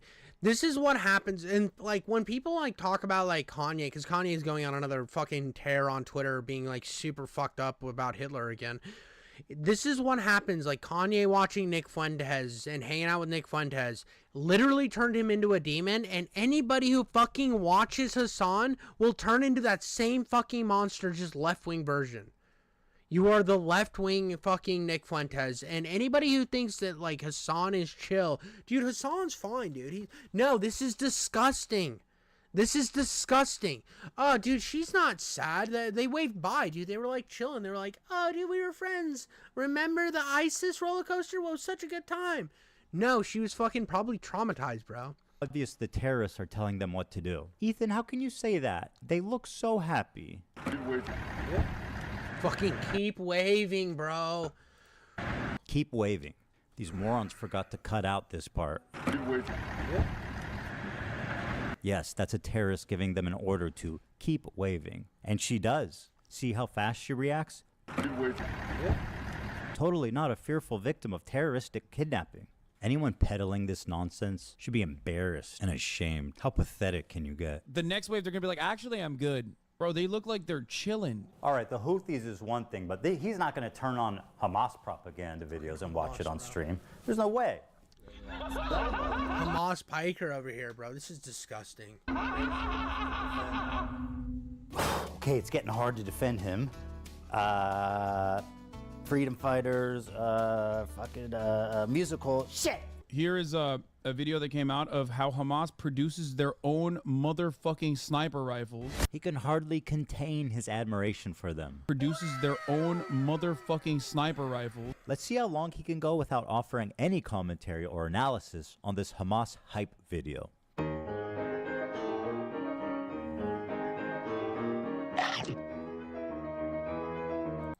He's done it again. We love you.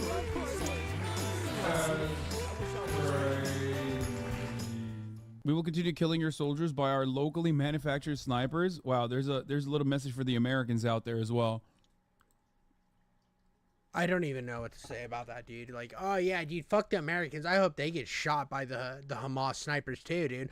Dude, you saw they can make their own sniper rifles, and be wary, Americans. Fuck you, dude. You're disgusting, bro. Fucking if you hate it so much, I don't like that. If you hate it so much, you should leave shit. But obviously, Hasan wants to see America burn, and if he hates it so much, he's got the money. He can live anywhere. Go find a place and live there, dude.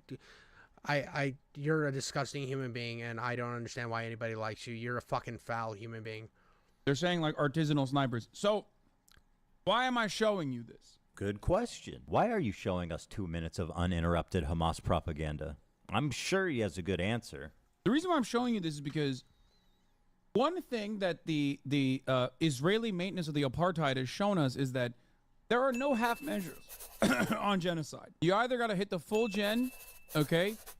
You can't do half genocide, a little bit of displacement, and then continue maintaining an apartheid state and maintaining an occupation, okay? Which is basically what America did back in the day when, you know, we were building America, Manifest Destiny, right? Hold on. You showed this to us because of Manifest Destiny? What the fuck are you talking about? This is just word salad. I mean, he's really saying nothing here. So he has no good reason. Got it. Okay, fine. He likes Hamas.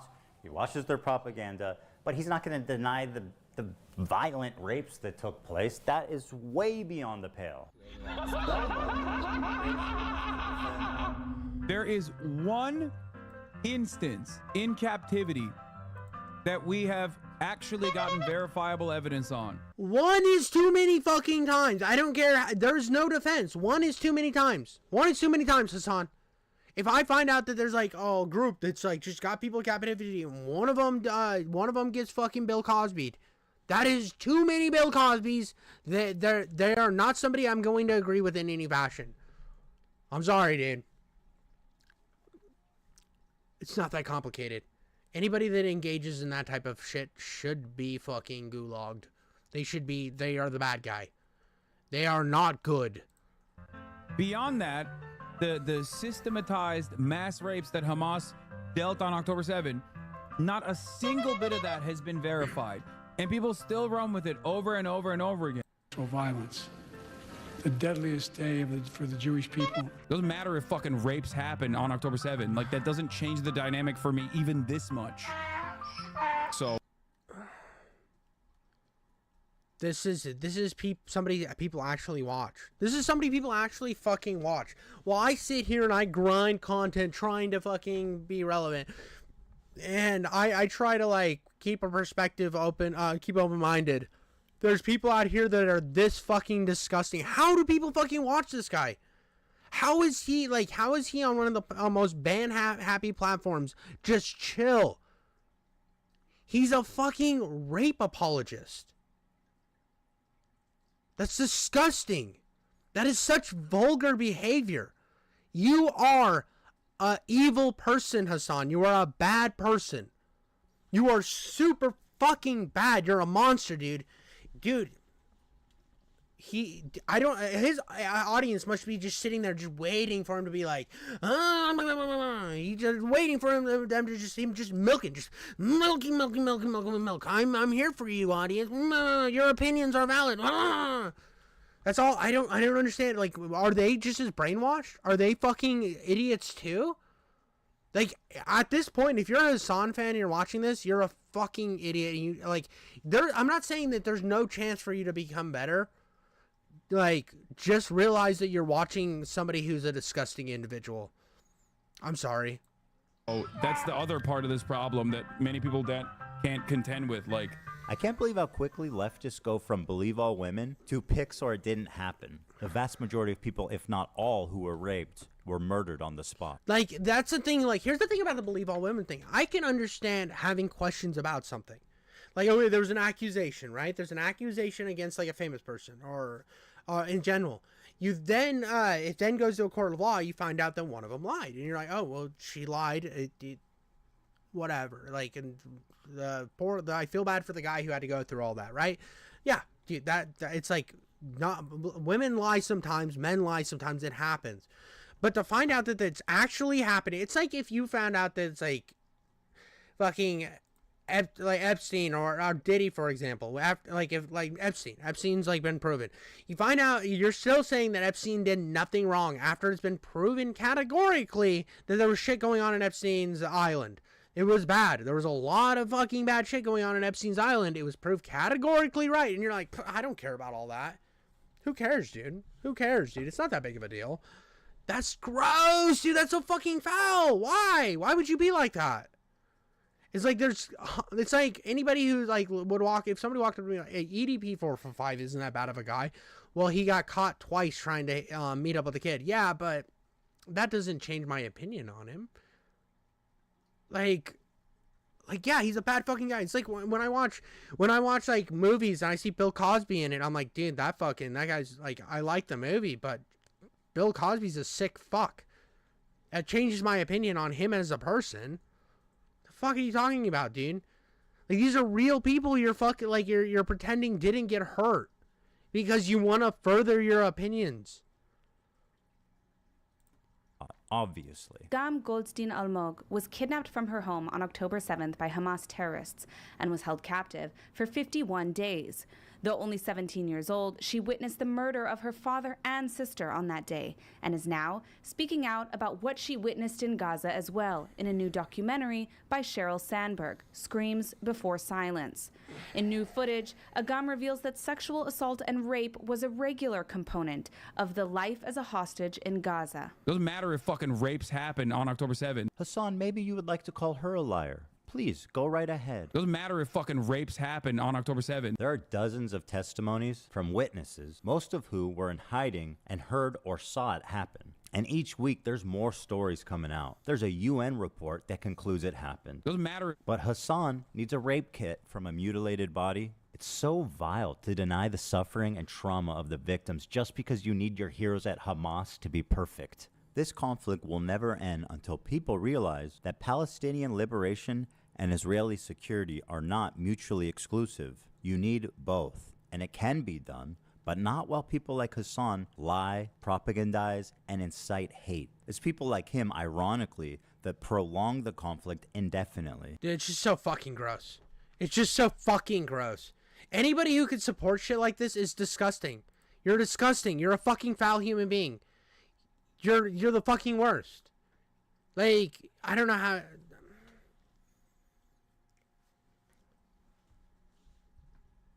I don't even know what to say, dude. I'm just gonna skip to the next part because this is too fucking gross for me, dude. This whole next part's just about him and how Twitch sucks his fucking cock, and the dude's a fucking weirdo who runs Twitch. Let's skip to Frogan, dude. She's just... So what's the big deal with Dan Clancy? Well, what happened next is what really made me realize how corrupted and rotten Twitch is to the very core of the organization. First, let me introduce you to Frogan. Why don't you go take a trip to Home Depot and buy some rope? She's one of Hasan's main moderators. She's leading great discourse like Ethan's Islamophobic for saying, don't kill civilians. She has zero talent. She has 100 concurrent viewers, but somehow she's always on. I hate people like this that literally get put in a slot and people just fucking people in the industry, right? They're like, oh, she's great, she's great. Same thing happened with like the Hawk Tuah girl, where it's like we got to shove her in. Not obviously the Hawk Tuah girl is nowhere near as bad as Frogan. She's just trying. The Hawk Tuah girl is just trying to fucking monetize her 1 moment or 5 minutes of fame. But you look at fucking Ludwig and Hasan and all these fucking people sitting in their Twitch circle jerk. They find somebody that Hasan likes and then they try to boost them. Nobody fucking likes them, but they'll keep fucking pushing her on you until you have to agree that she's great when she's a fucking horrible person too. On the homepage, she's winning awards. Nobody's watching her. Nobody cares. Why is she relevant? We don't. And that's another reason why these awards are bullshit, dude. You will never see me going to a fucking, like, creator thing or anything because I have no reason being there. I have no need to go to any of these shits because I know that they're bullshit. I know that they're circle jerks. Oh, networking. Oh, yeah, dude, like, I really give a fuck. I would rather stay home, fucking stream for my audience, and hang out with my kid afterwards. than go to any of these fucking circle jerks where I know it's all bullshit and people just win awards because they're friends with the right people. I mean, we see it in the Grammys, we see it in the fucking Oscars all the time, that it's just bullshit, circle jerking bullshit. No.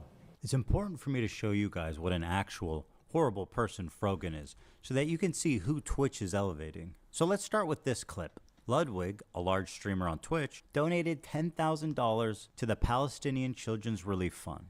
That's a wonderful thing to do, right? No, not good enough for Frogan.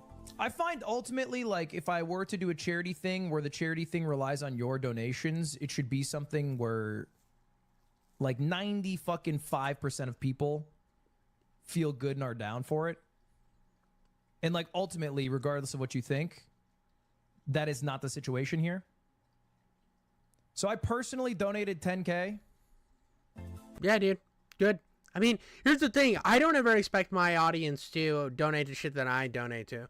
I matter of fact, probably won't even talk about it. I probably won't even bring it up because I donated it to it. Why the fuck do I need to virtue signal it? He's doing this as a virtue signal, which is kind of cringe to begin with. He's like, I did this, so you should probably do this because you're my audience.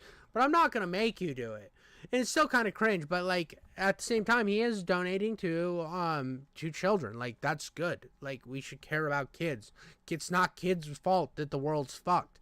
But, like, also, fuck Ludwig for always riding Hasan's cock. I just wanted to get that out there. Ludwig is a fucking clown for always backing Hasan, and he will literally bend the knee and gulp whatever cum that needs to be gulped in order to make Hasan stay his friend. Because I think it is worthwhile. And if you guys got some extra bread, I would recommend you donate. But I won't throw it on you, you know what I mean? See, this is that fucking, I'm not going to do it. I'm not saying you're a bad person if you don't do it, but you should do it. This is fucking, I hate virtue signaling shit like this. No thanks. And some people are going to say that, you know what I mean? That's why it's the difference. This is a cracker take. Difference between, like, hey, I can put my money where my mouth is, but I don't need to put your money there. I don't need to enter a fucking debate about whether that's worthwhile. Take. I know Arabs are dying, but, you know... Yo, dude, I know it's Arabs, but, like, Muslims. Like, it's either, they're either saying Arabs or Muslims. It's like, oh, you guys are all, like, you're fucking suck a Hasan's dick 24/7, but he was super cool with Muslims dying in China. Super cool with the Uyghurs dying. Just remember that, guys. I want this to be the fucking forefront of what my video is about. That Hasan was cool with it, like, Muslims dying when it was a communist country doing it. Which I don't think is cool to kill any Muslims. I don't think it's cool to kill any Jewish people. But these guys are completely fine with the right genocide on the right people. Now, I don't know if Frogan's ever said that it's okay that the Uyghurs die, but I know Hasan does, and I know she fucking sucks Hasan harder than anybody can suck Hasan. I'm not going to tell you to donate. Do whatever you want. Me, I donated $10,000, but I'm not going to promote it. Just don't say you donated $10,000 then. Look, if you're not actively believing, if you don't believe in the cause, and if you're not against genocide at this point, like, keep your fucking money. Keep your $10,000. Dude, he's obviously on your fucking side, bro. He's virtue signaling to his audience to try to, like, guilt them into doing it without saying he's guilting them into doing it. He's doing a virtue signal for your side, and you're being a bitch about it. You're being a fucking, why you have tip emergency rent. Tip emergency rent down at the bottom of the screen. Little chump change, like, what do you want? Do you want me to say, like, congratulations? Imagine being Frogan, a leftist living in LA in comfort, begging for her rent money on stream, and telling displaced and Not pre-watch, I'm just saying, that's literally what, she has a fucking hypocrisy meter on the bottom of her fucking screen. What a clown. Famished Palestinian children. No, kids, you need to give that 10,000 back. Ludwig didn't pass my purity test. Keep your fucking money. But wait, there's more. I have no pity at all for any fucking soldiers. Distress, thank you so much. I will never have any fucking pity for any fucking soldiers. Disgusting. Disgusting. Dude, there's so many soldiers fucking dealing with depression. There's homeless people on the street that are veterans that can't, like, that have a fucking shell shock and shit. And you're sitting here with your fucking, people like to throw privilege all around. You're sitting here with your fucking privilege of, not going to war or whatever, while you have a fucking Cardi does my makeup meter saying that I don't care if you have PTSD. What a fucking clown, bro. What the fuck do? You sit at a chair and fucking spit. I do the same thing, and I'm not sitting here, like, telling all soldiers that they have fucking, that they're pussies and they deserved it. Stop being a pussy, dude. Oh, you're shell-shocked? Quit being a bitch. No, that's fucked. I can't understand what they went through. I don't get it, because I haven't been through it myself. It's gross that you would say this. U.S. military? Who fucking who? I hope you get PTSD. Oh my god, Bitch, I hope you fucking never hit any of these goals and you stay consistently broke and you have to move out of your bougie apartment in LA. I hope you I hope you never make money and then people drop you like fucking flies and you wash out in obscurity like you deserve to. Oh, that was evil. That was so mean. Dude, I didn't fucking say that she deserved, like, I didn't say that soldiers deserve PTSD. So to say that she should, like, not have an audience, which I don't think she should, because, like, anybody who's, like, supporting somebody who says shit like that, you're just as bad as her. I want my fucking Camaro, no student loans. Like, what world am I living at where these people are not the crazy people? Where they're not the bad guys? Like, I think it's easy to say, like, oh, yeah, Steven Crowder was fucking a cringe for being that much of a dick to his wife. Boom. That was easy for me. Like, I used to watch Steven Crowder, and it's 100% when I saw that shit with his wife, I said, that's fucking douchey. Boom. That was good. Like, how can you look at something like this vehemently awful, and defend it in any way? I can't look at anything that Hasan has said previously in this video and say, that's fucking okay, because it's not. Like, how the fuck are we in a society now that finds this okay? It's not, dude. It's not, dude. It's not cool to, like, wish horrible things upon people or to pretend that horrible things are okay like these two fucking clowns have done. I'm usually the cum and tits joke guy. But I don't have anything other than her fucking weird dinosaur claws. And she just clicks them like, you're stupid. You're stupid. I have spiders for hands. I hope you get PTSD. I can't wipe without sticking a fingernail up my asshole. That's about all I got, dude. That's the only joke I got. I'm sorry, dude. These guys are fucking egregious. Fuck you. I hope you get PTSD. And I hope you get no health insurance when you get back into fucking America. This clip obviously made the rounds on social media and rightfully outraged a lot of people. Here's how she responded the next day. I hope you get PTSD. And I hope you get no health insurance when you get back into fucking America. And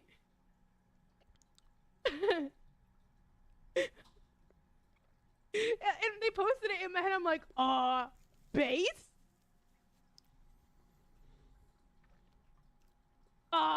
Based?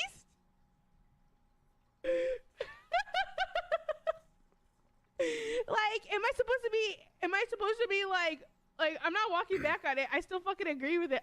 Based. She walked this back, by the way. She walked it back. She had a whole Twitter apology after, literally the same day she posted this, she fucking walked it back because she got so much backlash, and I think she got a temporary ban because of how fucking horrible she was being.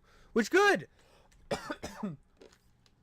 Like, if you're gonna have these policies, right? You're gonna have these policies that are supposed to protect people. We gotta protect people, right? We freedom of speech is bad. We gotta protect people, hate speech and whatever.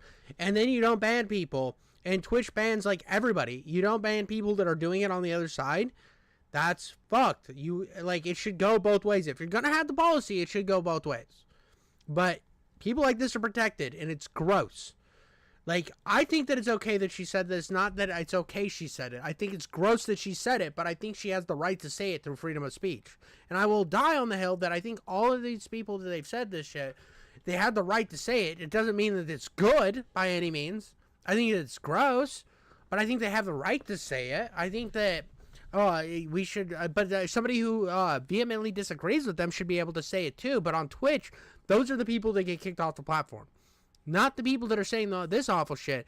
But if somebody else says that they're fucking bad and then they go and like destroy them using like logic, because none of what she said has any bound or any reality or fucking logic behind it, they end up getting thrown off the platform because Twitch fucking sucks off all these fucking weirdos. The smug defiance Frogan is showing is only because she knows that Twitch will do nothing to moderate her, despite veterans being classified as a protected group in Twitch's own community guidelines. But wait, there's more! Okay? 6250. 9/11 baking stream with Raph and Capri. If we get to this goal by 9/11, Capri, Raph, and I will make the Twin Towers out of a stacked cake, and we'll make an airplane, and we'll recreate 9/11. Like, here's the thing. If they weren't so gross about everything and not doing it as a hate America thing, and it was just like, for the 9/11 memes, bro, I'm fucking laughing. It's funny. That's funny, dude. It's funny. Like, 9/11, I find 9/11 jokes funny. I know that it's a serious tragedy, but I got a fucking twisted sense of humor. But they're doing it just like, there's no humor behind it. They're doing it to be vicious, and that's where it's not a joke anymore. You're doing it to be mean, and that's like mean-spirited jokes and shit. Like, I get them. It's still gonna be funny. Like, the idea is funny, but like, it's. You're losing. There's no funniness to it, because usually the funniness of a 9/11 joke is the sheer fucking randomness of it, the sheer fucking over the topness of it. It's like, whoa, dude.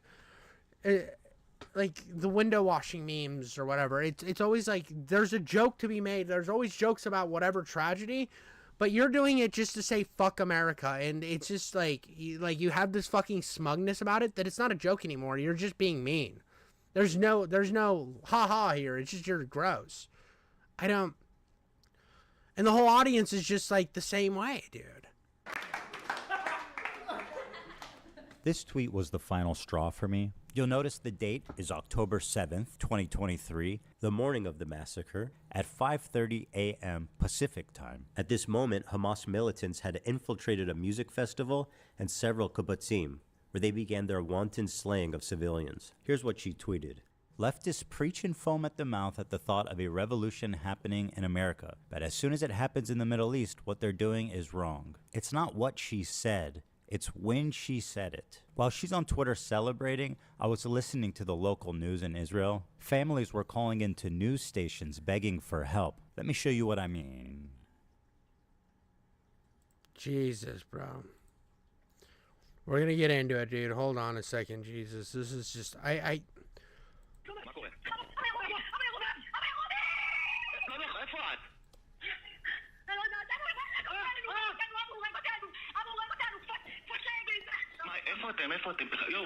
Down, man. In fact, you were never up. That was the problem. They tried to pretend like you were up, but you were always down. Rising star twice. What's this, fucking Mario Kart? You hit a boost up there or some shit? Dude, okay, so actually, I did see online that she got some backlash from, or Ethan got some backlash from this because he got the wrong dates, but I think she still won, like 2020 and 2021, she was nominated for New Creator. Like, if you're still nominated twice, I think she won once, or won twice. I don't know how many times she won, but still the fact that she got nominated twice for Best Upcoming Streamer is fucking insane. How can you be upcoming twice?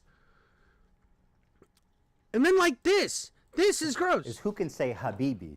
Like, an Arabic word of yeah, dude, Habibi is a word of affection, and Habibti is when it's for girls. Habibi is like when you're saying it to a boy, and Habibti, or no, Habibti is something different. It's hold on a second. Habibi is my love, and then Habibti is my life. Okay, so I was right. And then what's the other one is my life? Hayati. Habibi is for sorry, I had to ask my wife because she speaks Arabic, so I actually I know a little bit. I know Shachin is knife. I'm really good at that one, dude. Shachin. I know fucking Hachin. Or Shachin. Dude, it even sounds like knife, dude. Shachin. Anyways, but Habibi is like if you're looking at like a boy, you're like Habibi. That's like the girl's version for it. Habibti is when you're saying it to a girl. Like I would say Habibti to my daughter, right? And then Hayati is my life. And then I don't know the male version of that one. But that's the thing about like Arabic language and even Spanish and a lot of they're very gender related things. But I think like fucking making a tier list like this, a racist tier list, is gross. Like, ask permission. Yeah, fuck you, dude. I'm not asking you permission to say shit. They probably would put me on like Love Samba or Love Sabra. They probably put me on that, even though I've probably spent more time in the Middle East than these fucking clowns. Affection like baby or sweetheart. And this tier list determines who can say it. Top and most desirable tier is Arab. And at the bottom, the worst one is, quote, dude, if you make a tier list where you're like, oh, Arabs are the best, Jews are the worst, you are a bad person. That's somebody coming from somebody who literally has a wife that's Arab, right? I'm not, like, I wouldn't, like, say, oh, my wife's the best, but anybody I know that's Jewish, dude, they're gross. It's gross. No, dude, that's fucked. You shouldn't make a list on, like, what race is the best. That's fucking racist. Am I crazy? Am I living in fucking wackadoodle land? Am I fucking, like, coming in my own mouth right now? What is this? What kind of fucking racism is this? Loves Sabra. Now, why does Love Sabra equate to Jews? Sabra is a well-known Israeli company that makes hummus. They've been on the divestment list for many, many years, so the activists are well aware of their status. Oh yeah, and Sabra literally means a Jew that was born in Israel. It also plays up an anti-Semitic trope that denies Jewish identity in the Middle East. There's this idea that Israelis are all white colonizers who are stealing the culture and identity of Arabs to make it seem like they belong there. Watch Frogan and her co-hosts accuse Israelis of culturally appropriating Arab culture. They literally, like, there was a bunch of Jewish people in a bunch of different Muslim countries. They were kicked out. They went to Israel. And so obviously they're still going to have the culture and move. They're just not going to have the same religious beliefs. Like, am I fucking, like, is it like 0.1, like, connect the motherfucking dots, paint by number, motherfucker. It's not that hard. One thing that's like funny is that there's two types of like genocide, right? There's like genocide of real people, and then there's like cultural genocide, right? Like, this is fucking funny. Like, those What? No, there's real genocide. And then fucking first world we need problems genocide, which is what you're talking about. Real genocide is bad. Whatever this other thing you're talking about is fucking stupid. It's like, one, people are dying. That's not good. Death, mad cringe, dog. And then whatever the other thing you're talking about, retarded. Motherfuckers trying to take hummus and say it's Israeli is the most insane thing to me. Dude, the fact that they have the audacity to create Sabra and make that like the staple hummus of America, insane. It's super offensive to us. And like, that's actual like cultural appropriation. Like, people get mad when someone has like dreadlocks and they call that culture. By the way, the dreadlocks thing is fucking stupid, dude. The dreadlocks thing is so dumb because there's so many cultures that have dreadlocks that it's not just a one culture thing. I know that people are gonna watch this about, oh, you're racist or whatever. I don't fucking care. Obviously, I've been less racist than everybody else that's been highlighted in this thing because I believe that everybody's created equal and they can fucking kill it if they care. Like, if you're a good person, dude, you should be able to kill it, dude. And obviously, even if you're a terrible person, you can get an audience like Hasan has. So I don't think you should judge anybody on their race, but I've been watching some of the most racist shit for the last hour and I can't even like comprehend it. I'm like, come on, it's just like a hairdo. Like, it's okay. People, like, white people are allowed to have dreadlocks if they want dreadlocks, but like actually trying to claim our food, our desserts. Just one question for you guys. Who the fuck do you think is making the hummus in Israel? Martha Stewart? No, it's the same fucking Arabic-speaking Jews that you kicked out in the 1950s. Yes, they also like hummus, and they like all the same shit you do. Because they are you. They're from your country. You kicked them all out, and now you're accusing them of stealing your culture. You want to talk about cultural genocide? Well, here it is. You racist piece of shit. Those motherfuckers trying to take hummus and say it's Israeli is the most insane thing to me. Hey, scumbag, here's a hummus place we used to eat at.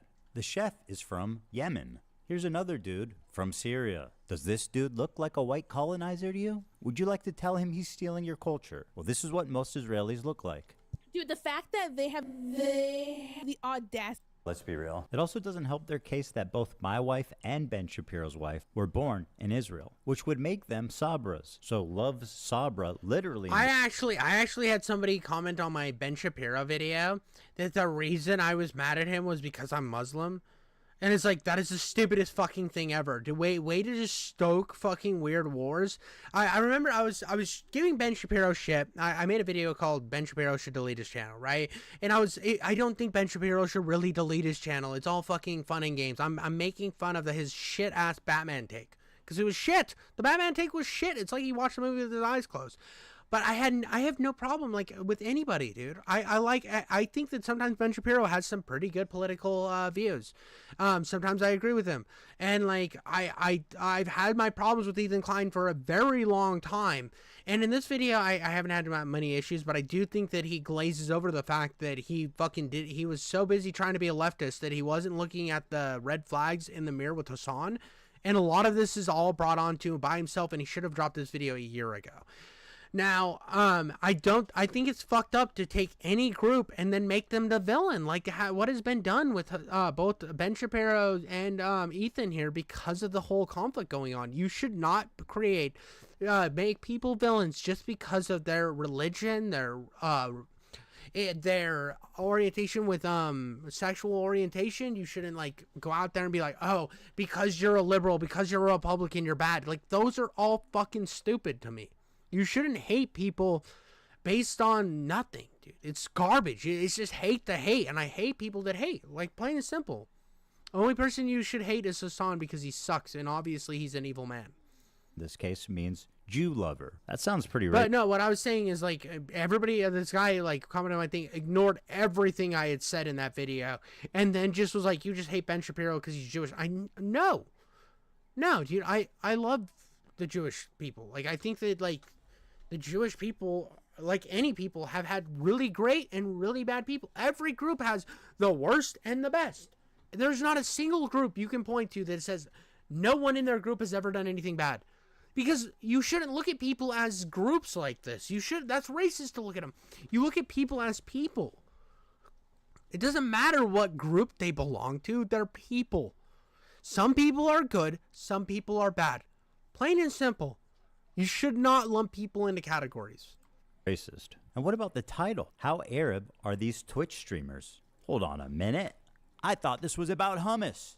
You know, I'm tired of these people gaslighting me. Haven't the Jews been gassed enough? So you're telling me you understand what a microaggression is, but you can't understand why a Jewish man might be uncomfortable with this. I feel like this is indefensible, blatant, obvious anti-Semitism, and this was greenlit by Twitch to appear on their main stage. How is that even possible? Right in front of their sponsors too. Chevron, Capcom, and Samsung. This racial tier list was brought to you by our sponsors, Chevron, Capcom, and Samsung. This is an example of Twitch management elevating a racist nobody like Frogan at the detriment of their own company's well-being. Why? After the predictable controversy this caused, Dan Clancy, the CEO, went live for the first time after 2 weeks and did an FAQ. It's exciting to be here. Mary, thanks for having me. It's always a joy to do this with you.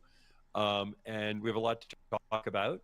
And, looking forward to questions. Let's take a look at some of the questions they got. This person asked, do you plan on addressing the anti-Semitism problem? Dan's response, permanent ban. Why do you not ban streamers that show terrorist propaganda on your website? Good question. Permanent ban. Do you care to comment about the... See, this is exactly what I said earlier, dude. They will ban anybody that has an opposing belief to them. And that's wrong. That's literally like, I hate when the people who are like, oh, dude, there's fascism going on, dude. It's the fascists, bro. And the right does this too, where they call the left fascist. And it's like, if you are sitting here banning everyone who has a dissenting belief with you, that is the idea behind fascism. I don't understand how you can't, like, anybody who disagrees with you, just, they should be silenced. There should only be people I agree with who ask me questions. That's fucking fascist behavior, dog. I hate to tell you this. You guys act like you're all anti-fascist, but this looks mad fascist to me, dog. ADL and anti-Semitism on Twitch ban. Why the fuck is the CEO banning people for asking reasonable questions about a relevant controversy they've been in. What the fuck is this? These are not even written like in a mean way. You are banned, just like the entire country of Israel. It had just been discovered around the same time as this Arab tier list that Twitch had secretly, without announcing it anywhere, banned the entire country of Israel from creating new accounts. This was enacted right after October 7th. Dude, you ban an entire nation right after October 7th. That's racist as fuck, dude. Like, obviously, that, like, you took an entire place, said, nah, you're not allowed to talk. You're not allowed to defend yourself. You're the bad guys. You're not allowed to have a platform. So gross, dude. Like, anybody that disagrees with you, gone. Get the fuck out of here. And it continued on for a year. And if you're wondering how you didn't hear about it before, it's not because the Israelis weren't talking. Here's the top Israeli streamer's video about it, which is entitled, Twitch does not want Jews on their platform. He explains that they slowly started to realize no accounts could be made, and him and his fellow Israeli streamers were causing a lot of noise to get noticed. But Twitch completely ignored them for 5 months. When he created a support ticket with Twitch, it was straight up deleted with zero explanation. Around the end of the year, when people started talking about anti-Semitism on Twitch, Dan Saltman discovered the Israel ban when he was sent the code proving the block happened, presumably from someone who works at Twitch. And it could know. This is where I have problems with these platforms, dude. You're just gonna ban anybody who has any sort of, like, disagree? Oh, well, you live in a certain region that we don't like. We don't like, which, why? Why don't you like them? Well, they're all Jewish, so we gotta ban them. That's called racism. The more you know. No longer be ignored. Israeli and American media started to pick up the story, which finally forced Twitch to respond. He also explains the block started on October 13th, which happens to be Global Jihad Day, when Islamic terrorists call on others globally to act, which he thinks is an odd coincidence. They were never notified in any way, and it greatly affected their business. He says he doesn't feel safe with them. And this is why I have so many problems with these platforms that sit under the protection of Section 230 that are supposed to uphold the Constitution, and they're supposed to fight back against shit like this. But instead they're willfully taking down people who disagree with them. And this is a problem. This is how you radicalize people, is if the company and all the people that talk on them, the only people allowed to speak is the people that agree with you. You will create radicalization. And that's what we've seen on a lot of these different social media platforms, where they, for a long time, weren't held up to the same standards of the Constitution, where we're supposed to have freedom of speech. Instead, they're over here just saying, like, oh, well, you have opinion that we don't like, so you're banned. We're banning you. We're banning your entire country. We don't like you. We don't like that you have opinions. When they get protections from the Constitution to not do this, they need to be held accountable. If you're going to allow one opinion, you have to allow the other. Clancy in power, as he feels he can no longer trust him. When Israelis try to sign up, it gives you a generic error message. It doesn't say anything that suggests that you're ineligible because you're in Israel. So when one of these guys wrote to Twitch customer service, this is what they said. I am really sorry that you are having issues creating an account. We have reviewed your case thoroughly and can confirm that, unfortunately, you are not eligible to create. Basically, well, I'm going to read you what this says in Twitch. You are a Zionist pig dog. You're a disgusting piece of shit. We hate you, and you guys suck. Do not go near our platform because we think you should all die. Okay, that's being hyperbolic. Obviously, I'm being hyperbolic. But the fact that you're saying an entire country isn't allowed to, like, stream and have any sort of, like, what if they're not even political, dog? You're just banning them because they're a part of a certain group of people? That sounds fucking wrong to me. A Twitch account. As a result, we will be closing your case at this time. Under the new increased scrutiny, Dan Clancy panicked and posted 2 terrible explanations on Twitter that were immediately community noted. I fucking love the community notes. I think that I think all platforms should have this. I really do. I think all platforms should have this. I want to make a video where I shit on things and then and then I get community noted.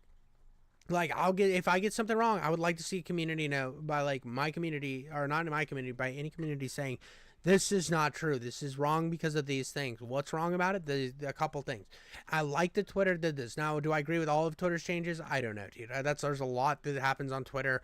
I'm not gonna get through each one and say I agree with this, I don't agree with this, but I did like this. How can Twitch say on one hand that they've reviewed the case thoroughly, and then on the other hand say it was an accident and they didn't know? This is all very fishy. A big media company like Twitch doesn't realize that their new account signups from Israel has completely flatlined? You're telling me that you guys didn't? And it was discovered that Twitch's head of policy and community guidelines was previously fired from her job publicly by the British government. Why?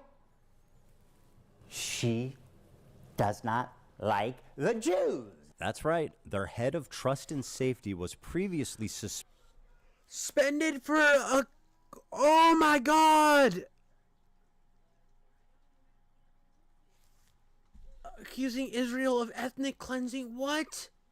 You're the head of trust and safety, bro? suspended from her job at Ofcom for being too anti-Zionist. And guess where her very next job was at? That's right. Twitch TV. Apparently she was posting pro-Hamas tweets only mere days after October 7th happened. That's so interesting. It sounds just like someone else we know. It's almost like supporting terrorists is institutional. Hell, it might even be a prerequisite.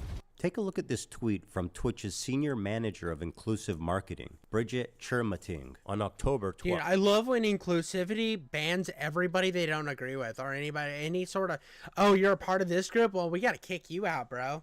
What are you fucking, no, we're only inclusive to the people we like. That's not inclusivity, bro. That's like when I remember those bumper stickers that said coexist, and everyone I met with one of those bumper stickers was just the most vile people ever, and it's like, yeah, dude, you don't have to coexist. Coexisting just means you fucking live around people. It's like, oh, dude, they're real nice until you say one thing you disagree with, and then they're fucking more vile than anybody that they hate. Well, people are posting screenshots of them donating to Israel relief funds. Shake my head, y'all are truly rooting for the oppressor. Read a damn book. This tweet was made only 5 days after the October 7th massacre. The donations she's criticizing would go to families like this, if they were still alive. This entire family was murdered in cold blood by Hamas terrorists on October 7th. Bridget, who did these little girls oppress? How can you act so high and mighty for your cause and be so callous and inhuman for the innocents on the other side? This statement was made by the senior manager for inclusive marketing. Is that some kind of joke? Is this what inclusion looks like at Twitch? This is why I'm so happy that all these DEI offices are getting shut down, because they are political fucking tools to like belittle anybody they don't agree with.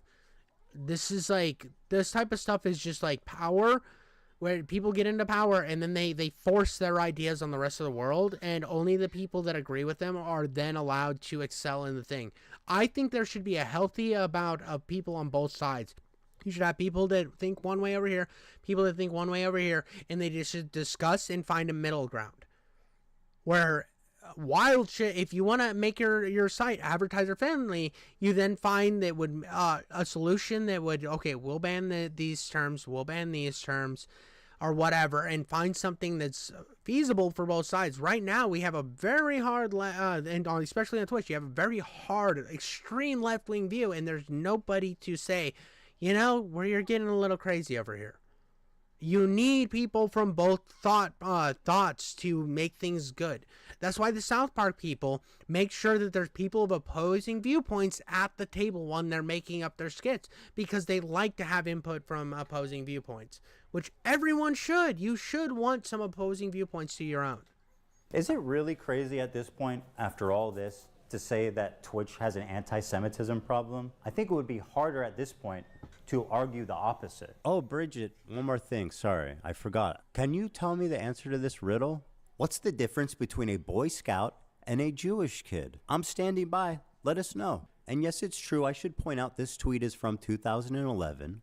This one, however, is from 22. Sarah Silverman tweeted out, Kanye threatened the Jews yesterday on Twitter, and it's not even trending. Why do mostly only Jews speak up against Jewish hate? The science is so loud. Bridget said, "This was the energy I was around when I worked with 2 Jewish women in social impact who were both senior to me." She's trying to make Sarah Silverman seem like some kind of Jewish Karen for caring about anti-Semitism. I wouldn't really care about any of this if she wasn't the head of fucking diversity at Twitch. What the fuck is happening here? This is insane. So with people like her deciding what is and isn't okay on Twitch, there's no surprise that you end up with these extraordinarily uneven enforcements of the rules. Take, for example, this clip of the streamer Destiny. He was permanently banned for what he said here. That community is never worth engaging with. There's just no point in doing it. Like, it's too, the risk of me, like, ending up getting, like, permabanned and my life destroyed because of these, like, inbred fucking disgusting losers is, like, it's just not worth it. It's just totally not worth it. And okay, you know, fair enough. If you're going to be consistent with the enforcement, then, you know, let's have a friendly place, a safe environment. It's calling a minority group inbred, which results in a permanent ban. Okay. Okay, has anyone else done that? The Jewish KKK brigades out there, just a bunch of fucking inbred hicks. Imagine the most inbred white supremacist guy you can imagine, okay? Every week there was another fucking psychopathic settler, inbred fucking douchebag. Oh, these inbred fucking douchebags in the background, dude. A nation entirely comprised of messianic, inbred,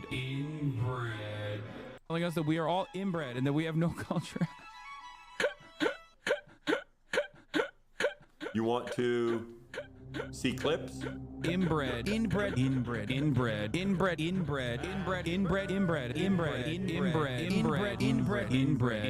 A Houthi pirate. The Houthis, Ansar Allah, is doing what Luffy would do. You should tell him that. Zero punishment. Hasan watching terrorist propaganda with zero critical commentary. They do like July of 22, in a stunning fashion that left the Japanese public horrified. This is funny. I was skipping along because I'm looking. I saw another montage that Ethan Klein likes to do, so I'm skipping it because we all get it. It's all the same shit he said earlier. This was funny too. So this is like literally there was a. This is something I want to talk about. Like, people always say that, oh, you ban all guns, there will be no more gun violence. Japan has banned all guns, and some dude just put together a gun because it happens, dude. Their guns are not, like, wildly hard to make. It's not the gun that does all the damage. It's the accelerant and the bullet to do all the damage. But Hasan decided to utilize the schematics for this to basically hint at killing anybody who disagreed with him. Again, clearly being a fascist. Killed with a makeshift weapon that the shooter had built himself at home. So when Hasan saw this tweet that he didn't like, he posted the schematics in what can only be presumed as an invitation to someone in his fan base to build this weapon and then assassinate this sitting congressperson who wrote a tweet he did not like. I genuinely do not know how he didn't land himself in prison for making terroristic threats. Zero punishment.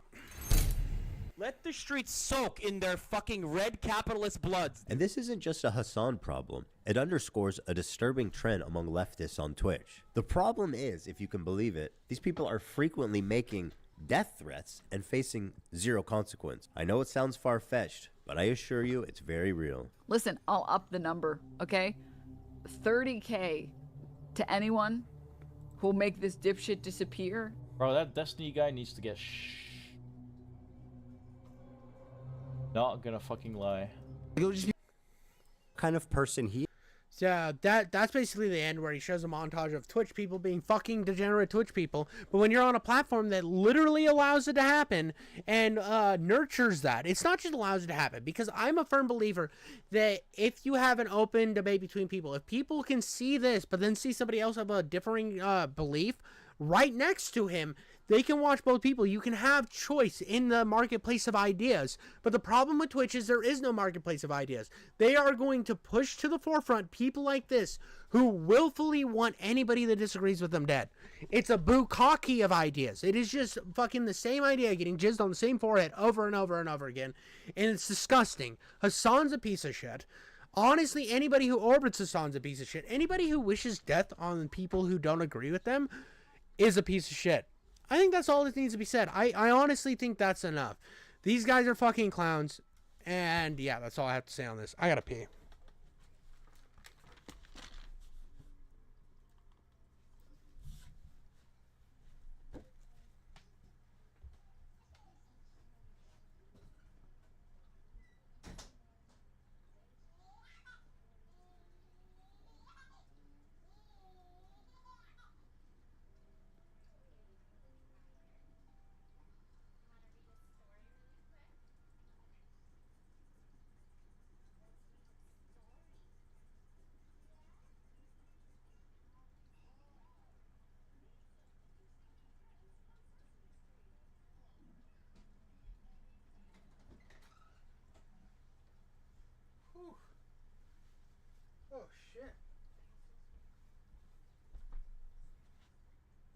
just had a pee. I was gonna explode.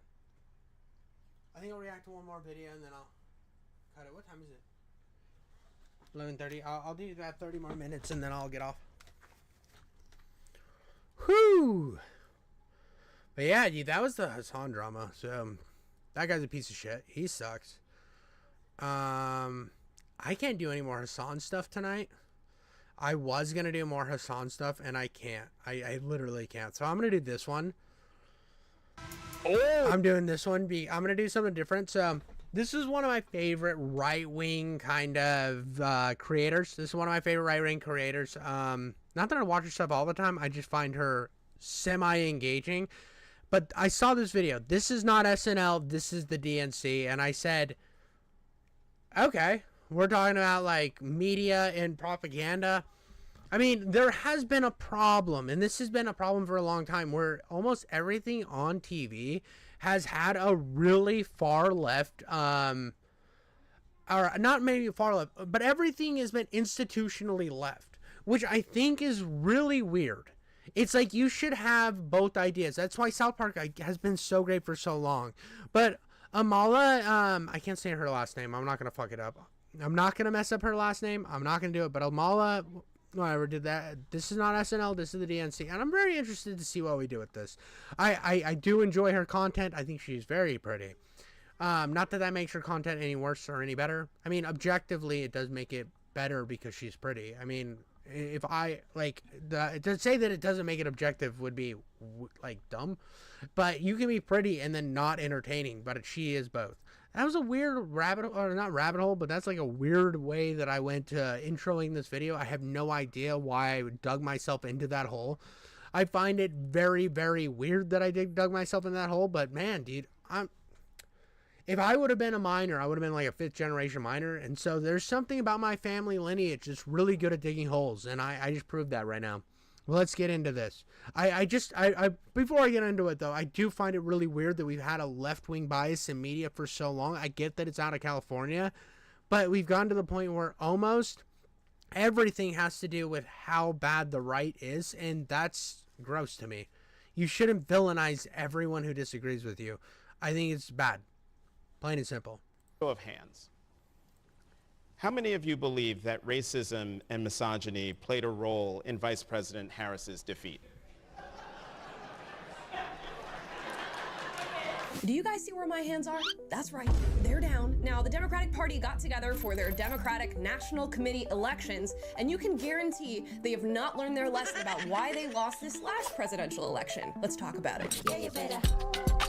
So I thought this was about SNL, so I'm guessing this is just like making fun of these people being clowns. By the way, Kamala Harris did not lose because she was a woman and she's brown. She lost because she had nothing interesting. She refused to do any shows like Joe Rogan or anything else that might buy her any popularity. She literally just sat and hid and expected the mainstream media to hold her water, expected things like SNL to make fun of Trump and hate on him. She expected the media wheel to turn in her favor and things to just basically land her in the presidential seat. And because she didn't stand for anything, like, it's like why Obama won. Obama won because his platform of change was really appealing to a lot of people. And Trump was looking at us having a really bad 4 years and said, I'm bringing you change. The Make America Great Again thing, as much as you want to hate on it, is a movement. And Kamala Harris did not have any movement going her way. Now, agree with that or disagree with that all day, I'm still right. Like, even if I don't, like, I'm not, like, the biggest Trump guy, I still know that plain and simple, this is how it works. I want the baby. I want the baby. I the baby. Yeah, you better. Guys, before we get into today's video, please like and subscribe. Yes, the Democratic National Committee gathered together to elect their leadership, including chair and... Speaking of holes, I, like... No, dude, she is very hot. Speaking of holes, she is very hot. Like, and she knows she's hot. Like, she had, like, that thing a second ago where she showed her, like, in better, like in, like, hot material. She knows she's attractive. She knows what's going on. I know I'm a fairly decent-looking guy, even though I'm still very ugly. I got some things going for me. I got a nice beard. I got, like, pretty eyes. So, I hope that you guys are all gooning to me. I really do. I really hope my entire audience is just slow jerking it to me in the background. Vice chair, and you can imagine what it's like to have a bunch of leftists just stuck together in one room. And if you can't, I'll tell you about it, because I used to be one, and I used to be in rooms just like this. And with the clips that are circulating online, it went about just as I would expect it to. There was, of course, talk of Donald Trump and losing this last election, of diversity, equity, inclusion, racism, feminism, ableism, and there was even singing. Let's watch clip number 1. And we'll begin with the opening statements. Each candidate will have 30 seconds. And we'll start with Dr. Quintessa Hathaway. Good evening, everyone. It is my desire to be the next DNC chair. And I just want to give you all a little bit of something that's been on my heart here over the last couple of days. You fight on. Bro, she looks like she's half drunk and like half asleep while doing this, bro. She looks like she's fucking like falling asleep while doing this whole shit. It's like, bro, dude, like, go back in a second. We're gonna go back and say, just look at her fucking like, I'm gonna sing for you, I swear. Hold on. Right up. She's a better singer than that, bro. But she looks fucking knocked out, bro. She looks like, look at this bag. She's so fucking tired. She don't want to be there. They like fucking dragged her ass out of bed to come sing. Chair. And I just want to give you all a little bit of something that's been on my heart here over the last couple of days. You fight on, you fight on, you fight on, you fight on. When your government is doing you wrong, you fight on, oh, you fight on. Okay, Quintessa. Time for a nap. What is going on? You are... Dude, she looks so fucking sleepy. She's just like, I'm saying what you want me to say. This presidential election was stole for us. Yeah, dude, what the fuck? Not Cynthia Erivo.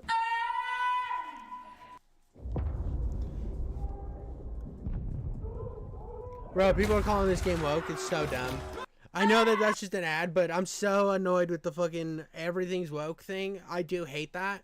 And I don't feel like Kingdom Come Deliverance is that woke. You can be gay or you can't be gay. You have a choice. You don't have to be gay in that game. But everybody's like, it's forcing you to be gay. It's not forcing you to be gay. It's choices you can make. You start out straight. You have to go through like a series of fucking events and hoops to jump through to be gay. And they're like, oh, dude, because gay's in it at all. Like, it's okay to have gay stuff in games. It's like, okay, as long as you don't force it on me, bro. That's where I stand. You need to sit down and speak to people and explain why you should be the chair. If that is your opening statement, I can guarantee you are not winning the race, even though people are going to applaud you because they feel as though they have to, because that's what we have to do for black women in America these days. I don't think you're winning the race. And guess what? Update, Quintessa did not win DNC chair. And in fact... Dude, what a shocker, bro. She was like, I sang a song that really didn't work that well, but I tried, and I woke up for this bitch. She woke up and she's like, I'm gonna nail it with this shitty song.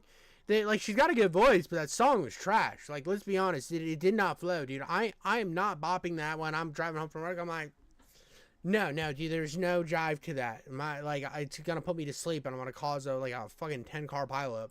Went to a gentleman by the name of Ken Martin. So we will no longer be subjected to that singing. So that's good. But she did have other statements about systemic racism and being black in America. Let's watch. Racism has not gone away since 20 people of African descent came upon these shores at Jamestown, Virginia in 1619.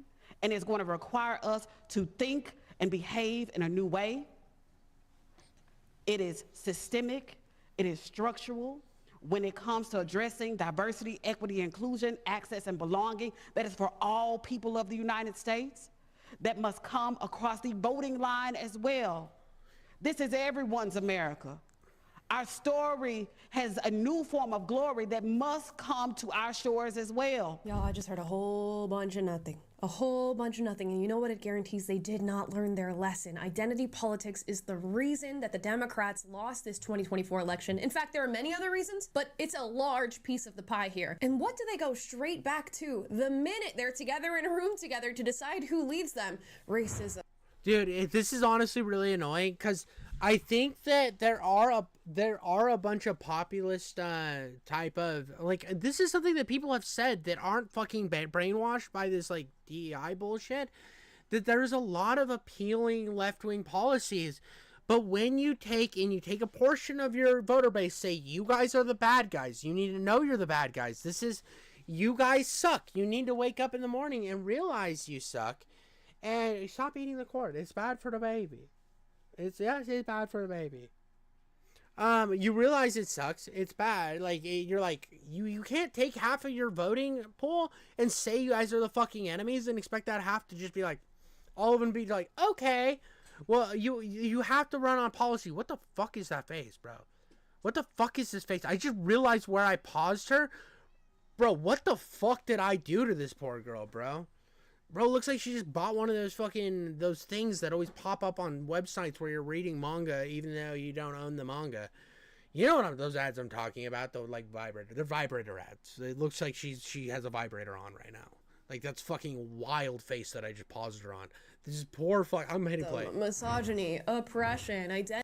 See, this one's a better face to pause on. But all this oppression shit, nobody cares about. It's all filler. It's not going to help your day-to-day. It's not going to help anybody's day-to-day. So I know a lot of people that are really sick. Like, I know people that are, like, left-wing, that, like, fully believe in left-wing policies, but are sick of this DEI shit.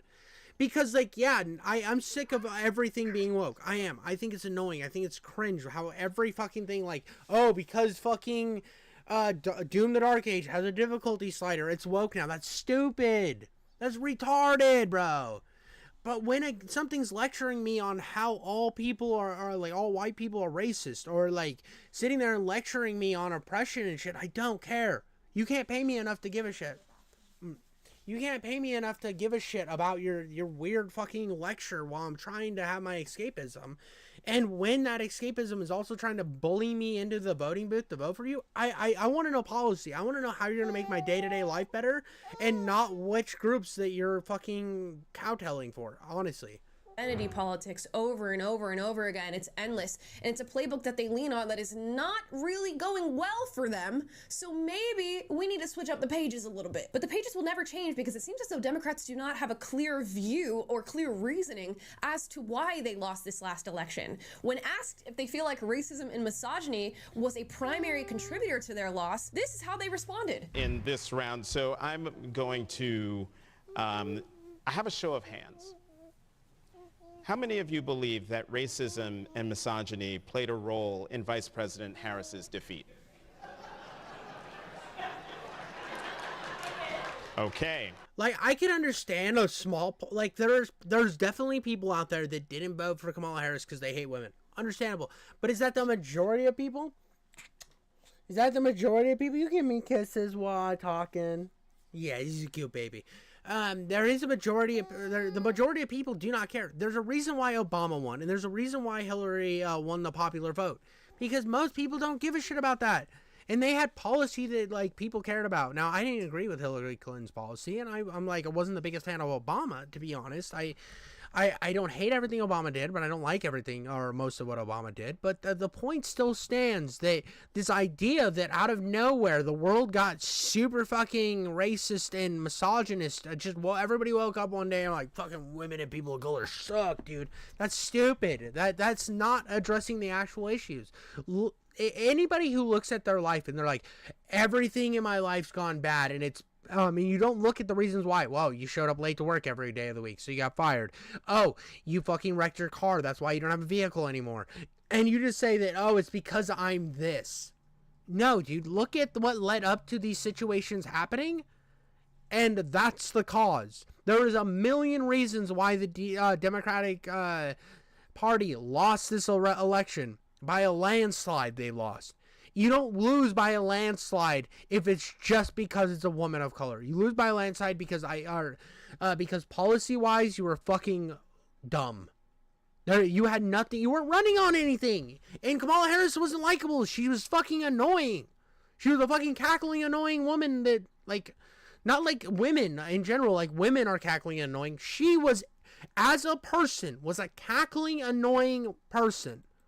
Just plain and simple, she was not a likable human. She was intolerable. She was that bitch that was asking for a fucking manager at your local Wendy's. Like, that was her problem, dude. It had nothing to do with her orientation or whatever. It was that she was unlikable. Everyone knows that chick that... Cats, stop fighting. Dude, I swear to God, if you own 2 cats, bro, they just gonna be start brawling out of nowhere. Why are you guys doing that? Calm down. But yeah, it was just... everybody knows that unlikable Karen, and Kamala Harris was that unlikable Karen. That's why they lost. So, that's good. You all passed. You all passed what? The test for who's gonna keep losing elections 4 years after 4 years after 4 years? If so, yes, you most definitely passed. Do you know why people voted for Donald Trump and not Kamala Harris? It's not because he's a white man and she is whatever race. He's not white. He is the orange. He's the orange. Every time he gets done having sex, Melania's vagina looks like your hand after you pull it out of a Cheetos bag. He is the first orange president. He is so orange. Look how fucking orange he is. He's like a red check mark because it blended into his fucking spray tan, bro. Jesus, bro. Poor Melania, dude. She's probably constantly bleaching that poor thing to get the orange off of it. She wants to utilize on any given day, and because she's a woman, it's because they want a secure border. It's because they want their children's education to be taken seriously. It's because they want their tax dollars to be taken seriously. It's because they want to fight the drug crisis that's happening in America right now. They want Americans to be healthier. They want America to be taken seriously on the world stage. And they didn't think that Kamala Harris was capable of achieving any of those things. Oh yeah, I'm gonna be honest with you. I think it came down to the economy and how fucking terrible the economy was. I'm gonna be real. A lot of that shit you mentioned, I'm sure the immigration one mattered a lot. But I think it came down to the economy and immigration and the fact that he was saying he was going to do things about the economy and like bring work back. And the other side had zero input on the economy. They're like, yeah, things are working right now. And nobody wants to hear things are working. And it's like, oh yeah, shit's bad right now. How are we gonna fix it? That's why he won. It wasn't like half of the things she said. I'm sure that some people, those moved them in point A to point B, but I think what it came down to was people being sick of the DEI shit, which is definitely apparent. Otherwise, like, Disney would be printing money better than it's ever printed money before, and it wouldn't be losing subs from fucking Disney Plus. It's the DEI shit and the economy is why Trump won. Things. In fact, Kamala Harris sat in power as a vice president for what, 4 years? And what did she do? Just about nothing. And if you look at the people who voted for Donald Trump, you're not just going to see white Americans, you're going to see people of all different colors. In fact, he got one of the most diverse voting bases of a Republican in decades. So if you think that racism and misogyny is the primary driver in Donald Trump winning this last election, you need to recalibrate and get back to us on that. And we wouldn't be in a room full of leftists if we didn't talk about gender. Of course, it's going to get a little confusing for them because they're going to have candidates that are not only male and female, but non-binary, gender queer, gender fluid, all of these different identities. How are they handling it? Let's see. The rules specify that when we have a gender non-binary candidate or officer, the non-binary individual is counted as neither male nor female, and the remaining 6 offices must be gender balanced. With the results of the previous 4 elections, our elected officers are currently 2 male and 2 female. In order to be gender balanced, we must elect 1 male, 1 female, and 1 person of any gender. So again, this is what we have to do for this vice chair race. We have to elect. Point of privilege. Are you really the last person Wait, to I'm find out? so confused. I'm so like. Vice chair, wasn't vice chair just like the, hold on. Isn't vice chair just like the second chair? So you got 1 male, 1 female. What, the main chair, vice chair. Do you have like a vice chair? I don't understand. Is this like something I don't know about? What do we do if the candidate is a Therian who identifies as a 4-legged wolf? I imagine that's how these things go. Fill me in if it's not. 1 male, 1 female, and 1 person of any gender. To ensure our process accounts for male, female, and non-binary candidates, we conferred with our RBC co-chair, our LGBT caucus co-chair, and others to ensure that the process is inclusive and meets the gender balance requirements in our rules. To do this, our process will be slightly different than the one outlined. Wait, so you have to. So here's the thing that bothers me: you have to have a male, you have to have a female, and you have to have somebody of non-binary. So you're not voting them in, and you're not putting them in these positions because they are who you think has the best opinions or they're leading the best fight for your party. You're putting them in there because they tick the certain boxes. Like the dude who's male is just getting the job because he's a dude. The dude or the one who's female is just getting the job because she's female. And then we're going to go with the Zim, right? The Zim is getting the job because they're a Zim. Why the fuck? Why aren't you just choosing the best people for the fucking job? Why aren't if we're doing a democracy, why aren't you doing the person that would, that democratically is the most appeasing to your biggest population in your party? That makes most sense to me. I don't know. Maybe I'm crazy here.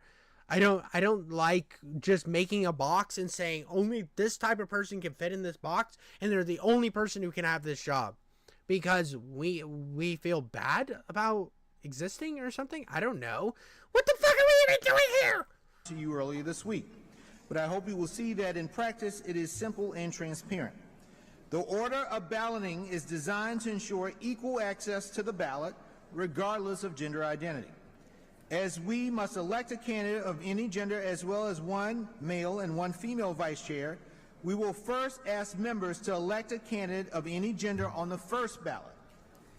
This is so overly fucking complicated, dude.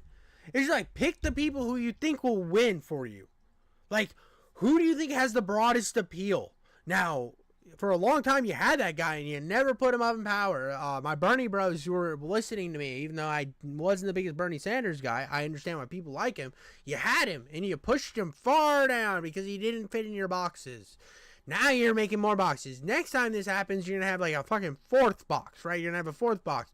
That's like, all right, if you are this, and this, and then, oh, but well, we need this box. Well, we got to kick one of these boxes out. So we're going to kick out both the male and female.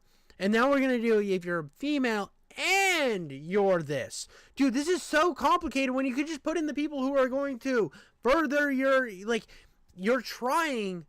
Not like I get it, we're not trying to win, but you're trying to get your vision of the world is stated for the world, but you're not picking the people that are best for the job. Like maybe the person who's best for the job is a Zim, right? But they should win. They should be like they should rise like everybody else. They shouldn't have any opportunities that aren't given to everybody else. They should fight on equal footing. They should be able to use that. I have fought from day one to get here. I have made sure that my voters are happy. Like, that's how a democracy works. You vote them in. You don't just fucking give Jim Salamander, I'm giving a name, Jim Salamander, a position because he's male, and then Jan Houdini, a position because she's female, and then Slim Blimzam, they're getting Zem is getting a fucking job because they're a Zem. That's weird. It makes no sense. People can't keep up with this. I'm letting you know right now. This isn't me saying that everything on the right's good and I hate everything on the left. This is fucking confusing, bro. There's a lot of fucking steps. You're a normal fucking dude. You're a normal fucking left-wing voter who's just like going to their work every day and they go and pick shit up at the fucking corner store and they come home and they turn on the TV. They're gonna watch it for 2 seconds and be like, what the fuck are they talking about, bro? I could come into a cup and be like, that is come in a cup. But this is like, you come in the cup and then the cup just starts turning into a demon and the demon comes out and it's like, hello, I am a demon. How have you been? And you're like, what the fuck is going on right now? And then it goes into a 4-hour monologue of how this happened. By about hour 2, you're fucking lost interest. Male, female, and non-binary can be elected on that ballot. After a candidate is elected on the first ballot, we'll have one officer of the 3, so we will not. So then we. Dude, he can't even get through this. Dude, he can't even. He's like, what the fuck am I reading right now? So there's the one ballot. There's the one ballot. So we got the male and female. Okay. Then we got a Zem. So we got the male and female. Then vote on the Zem. No, Zem votes on the male and female. So if we got a male and female, it's male, right? Right. First one, that's a dude. Next one up, that's a girl. Okay, girl. Then we got a Zim, right? But the Zim has to decide if the female's female and the male is male. But they're not male. They can be trans as well. They can be trans. I want everybody to know in my audience how I like trans people. So we have a trans man, a trans female, and then a Zim, right? Okay. You following me? No, we got to vote on. But no, the vote. Jesus Christ, dude, what the fuck? What the fuck is going on? Which position is filled of the one male, one female, and one vice chair of any gender? Y'all just need to keep coming up with new genders, because you're going to spend half your time on bookkeeping and then the other half on whatever it is you guys are trying to get done. Because I don't know how this is going to continue to work for you if we continue on the gender track that we're on right now, because non-binary is not going to be the end of it. As you can see with those little pronouns on the screen, we got zim, zay, zairs. I don't know, guys, but it seems rough out there. And we've seen how these meetings go. In fact, hold on. The one was XEM, and wasn't it be pronounced Zem? And then there is Zem as well as ZEM. So wouldn't those be the same things? Is there like infighting deciding which one of those you are? Like, you're like, I'm Zem, and then they spell it wrong with the Z, and you're like, that's fucking homophobic, bro. And you're like, wait. So you're Zem, right? And they're like, yes. You're like, okay. And you write Zem down, and you put an X this time, and they're like, no, I'm Z. Bro, I'm confused. I'm fucking lost, dude. This is so much. Like, some people say it's not that hard. That right there is fucking confusing. Obviously, that dude couldn't even get through his fucking speech. In leftist meetings before, where somebody says the wrong pronouns and all of a sudden everything's taken off the tracks and we have to address this point of privilege or this oppression point and then move on. Quick point of privilege. Quick point of personal privilege. Yes. Guys, first of all, James Jackson, Sacramento, he, him. I just want to say, can we please keep the chatter to a minimum? I'm one of the people who's very, very prone to sensory overload. There's a lot of whispering and chatter going on. It's making it very difficult for me to focus. Please, can we just, I know we're all fresh and ready to go, but can we please just keep the chatter to a minimum? It's affecting my ability to focus. Thank you. Thank you, comrade. And I think it's going to be the very same thing that happens behind the scenes in some of the clerical work that is required to run committees like this. And this is a prime example of this sort of ideology. You know, if not setting us back regressively and culturally, setting you back at least a few minutes in trying to figure things out. And if it's not random singing or confusion about non-binary candidates, there is the I am speaking form of leftist that is popping up all over the place after Kamala Harris and people like Jasmine Crockett made their way into Washington. Hey, I am speaking, and I would love your attention. There is a black woman at this podium, and I deserve your attention like the 11 people who went before me. Yes, I am speaking. I don't even know what to say. I don't even know what to say. You know, maybe I'm getting very biased clippage. Is that even a word? I don't know. From this DNC meeting, and I'm just seeing the very worst of it. But if this is what's happening... Yeah, all I know is that it is probably bias clipping. It is probably bias clipping, and there's probably some logic there. Hopefully, I hope that there's some like pushback. You need pushback in your own party. I think that it's good to have pushback. Like, you should be able to criticize your own... like people who believe things are like are in line with your beliefs. Like, if you're a right-wing guy and you watch Ben Shapiro's Batman video, you should be like, this is dog shit. Not just be like, oh yeah, Ben Shapiro, always right, always right. No, you should push back. There should always be pushback no matter which side you're on. I vehemently agree or believe in that. I do think that like yelling and yelling down upon your this is, if somebody were to talk to me like that on the right, well, like literally, like if I was like at a RNC, which I would never fucking go to an RNC. You got me fucked up if you think I would go to any of these clown shows. And somebody was like, I am speaking. I'd be like, cool, dog. I'm fucking leaving. No one's belittling me like that. Nobody's just fucking yelling down to me like that, like I'm a fucking child. Please speak to me with some sort of respect. I don't like people belittling me. It's something that is just, I think everybody doesn't like being talked down to. But there's like this idea that we need to talk down to you, and I hate that shit, bro. I hate that shit. Like, fuck out of here, bro. I'm not your cum dumpster, so quit shooting it on me, bro. I'm not here for you to just fucking spray fucking golden showers onto my face, dude. I'm not here for that. I'm here to, well, I wouldn't be at a fucking RNC, DNC anyways. That's fucking cringe. behind the scenes from y'all. Y'all need to do a little workshop on getting things right, on making less stuff like this take place.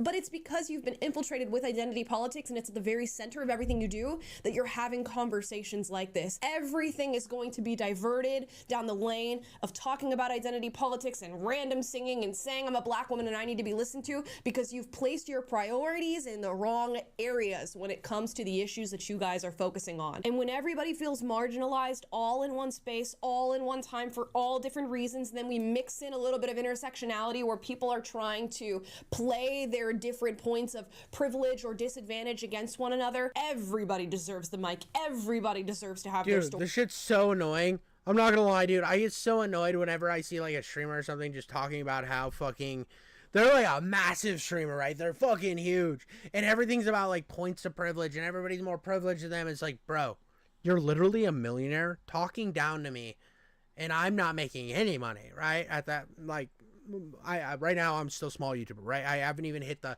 So by the way, subscribe to me, bro. Subscribe to me. Every fucking Friday, I have video game reviews where I actually do my own original content. It's just not just me reacting to shit and commentating or whatever.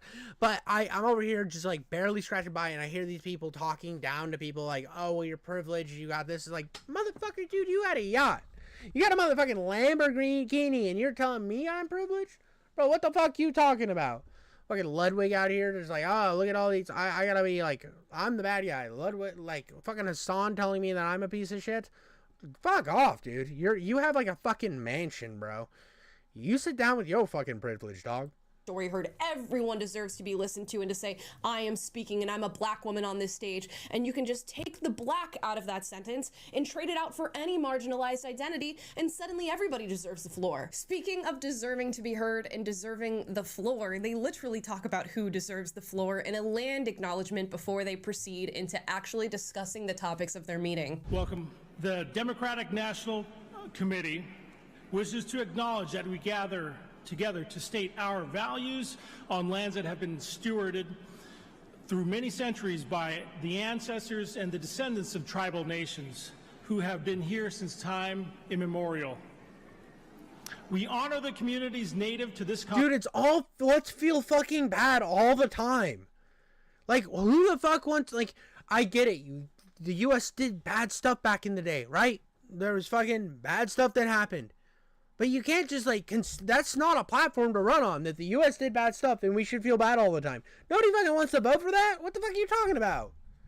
Like, I get it. You can acknowledge it. Yeah, sure. This is something happened, bro. It sucked. There was bad things that happened. Like, Trail of Tears, bad. That was really fucking messed up. Horrible time in the world. Awful thing, dude. Fucking probably gross. There's probably gross stuff that happened back in the day, right? Terrible. We'll fucking put it in the history books. So I think we should talk about it, right? But opening it to where it's like, you should feel bad all the time about who you fucking are. Oh, well, you need to announce your privilege. Oh, you shouldn't be happy with owning a house because at one time that land... Shut the fuck up, dude! All you're doing is trying to make people fucking feel bad. Nobody wants to vote for shit that makes them feel bad. People want to vote for hope. People want hope. And they want to fucking... What type of fucking, you know what I mean? Like, that's what we want, dude. We want fucking Rocky. We want fucking, I don't know, dude. I'm just fucking swinging my hands, dude. We, like, what speech do you, like, every time you watch in a movie, right? You're watching a movie, and then the dude gets up there, he's like, we have hope. We have, we've been torn down. We're going to rise up and we're going to do things. We're going to be the most powerful we've ever been. We're here to fight. God damn it. They had us knocked down in round 3, and we're here to show them our determination. There's no hope in what you're saying, bro. There's nothing I want to stand behind. All you're doing is like, you should feel like a piece of shit, and it's like, so what should I do? Nothing. You're a piece of shit for being born. Okay, fucking fine, I guess. And it's just like they're basically spreading their ass and fucking projectile diarrheaing on me, and I'm just sitting here in the poop shower, just like, why am I wet and cold and smelly? It's like, well, aren't you gonna vote for me? No, I'm not gonna vote for me. I'll vote for you after you projectile shit on me. Like, give me something to hope for. That's why Obama 1 was changed, dude. It was like, there was something to fight for, something to hope for, and now you're just like, fucking hate yourself, and then also come to the voting booths. That's why you lost. Again, this is where the lack of understanding is so fucking prevalent.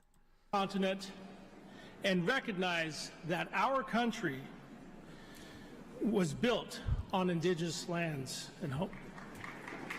I gotta ask, what does this accomplish? Literally, what does this achieve to acknowledge the land that you're standing on and who walked on it before you did? In my eyes, literally nothing. But this is what the DNC and the Democratic Party does. They play into these identity politics and these marginalized identities, and then they subsequently do nothing for those individuals. I gotta tell you guys, these baseless acknowledgments or calls to oppression or systemic problems achieve absolutely nothing. And instead of doing all these random acknowledgments and wasting the time of everybody that's coming together for this meeting, why don't you just get actual work done for the people that you're claiming to acknowledge? And we'll see if they do get any actual work done. Of course, I've already acknowledged that they've chosen their chair, but they've also chosen their vice chair, which is going to be David Hogg. You'll remember David Hogg from the Parkland shooting. Dude, this guy's lost every fucking election I think he's ever been a part of.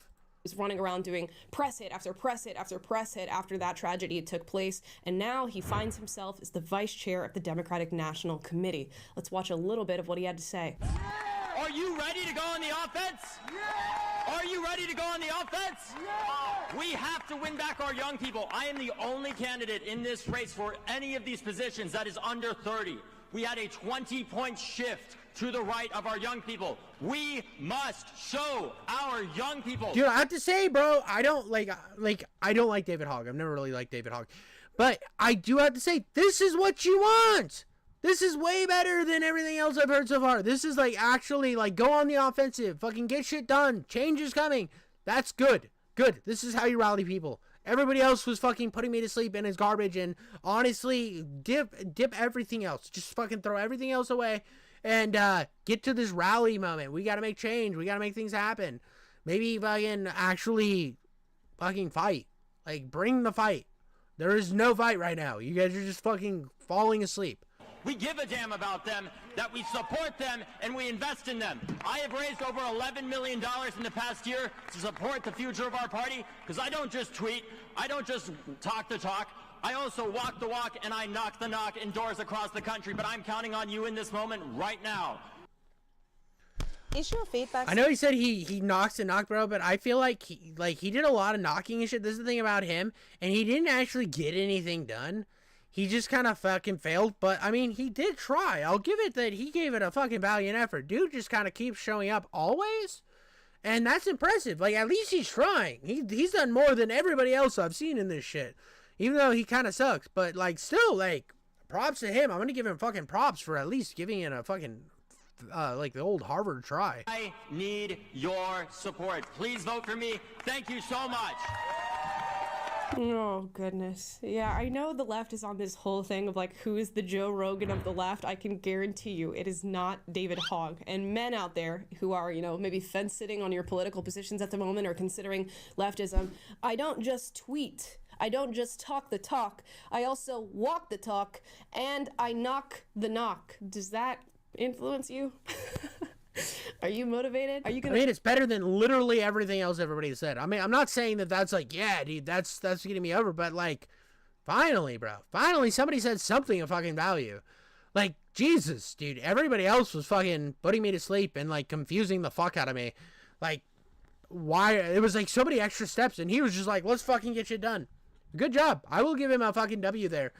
This is where you get the left-wing W, which I know a lot of people think that I don't fucking give the left W's or whatever, and then other people think that I'm a fucking far-right guy or far-left guy. Dude, everybody thinks that I'm a fucking something, and nobody really knows what I am because fuck you, I'm better. I'm a fucking sneaky man in the bushes. I'm sneaking in the bushes. I come out the bushes, and then I come in the bushes, and then I come out the bushes, and I come in the bushes, and when I come back out, I'm all shiny. Why am I shiny? Hobo orgy. Get out there and knock the knock for the left, boys. I don't think so, man. I don't know. And I know that David Hogg is like the guy on the left these days.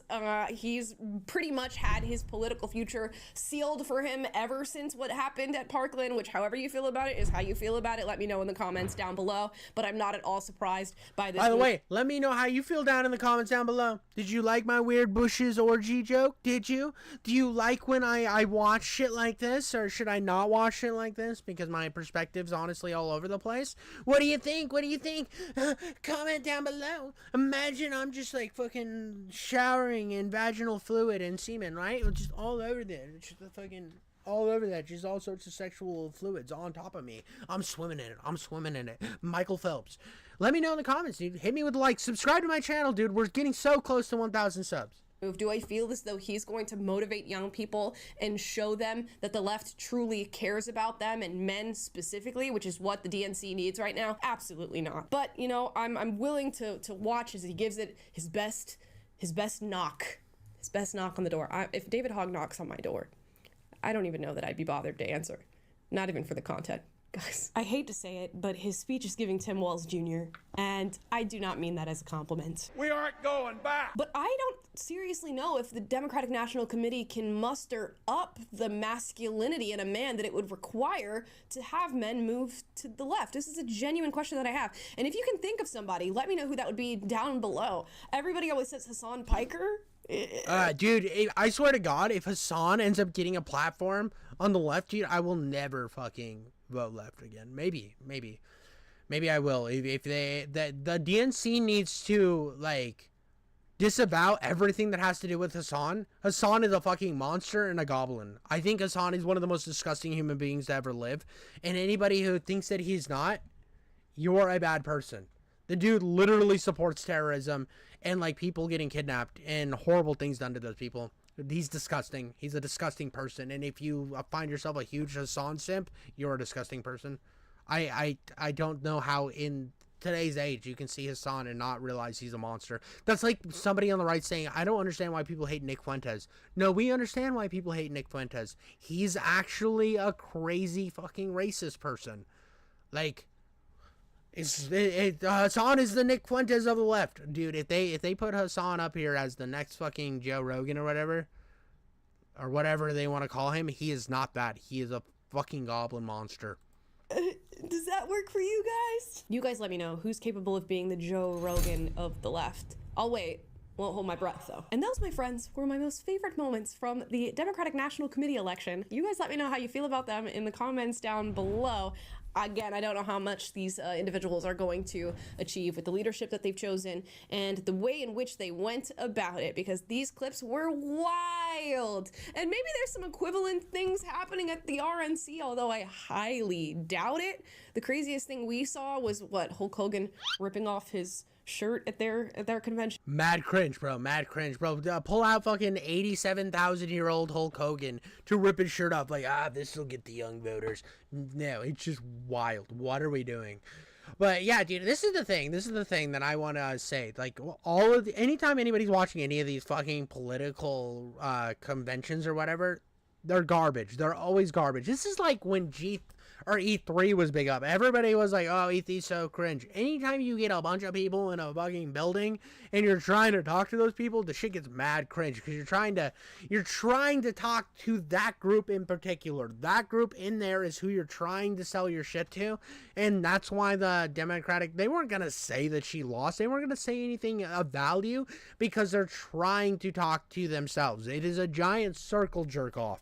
That is the biggest fucking orgies you can go to, are these weird conventions, because everybody there is just waiting for themselves to be echoed the same opinion back, and you're not going to get any value of it. I gave David Hogg a little bit of a W because he brought some energy to those fucking clips. It wasn't great. He said talk the knock or whatever. It's bad. It's bad. I mean, a lot of this is just fucking stupid and like none of it's interesting. I actually like, I reread this. This is not SNL. This is the DNC.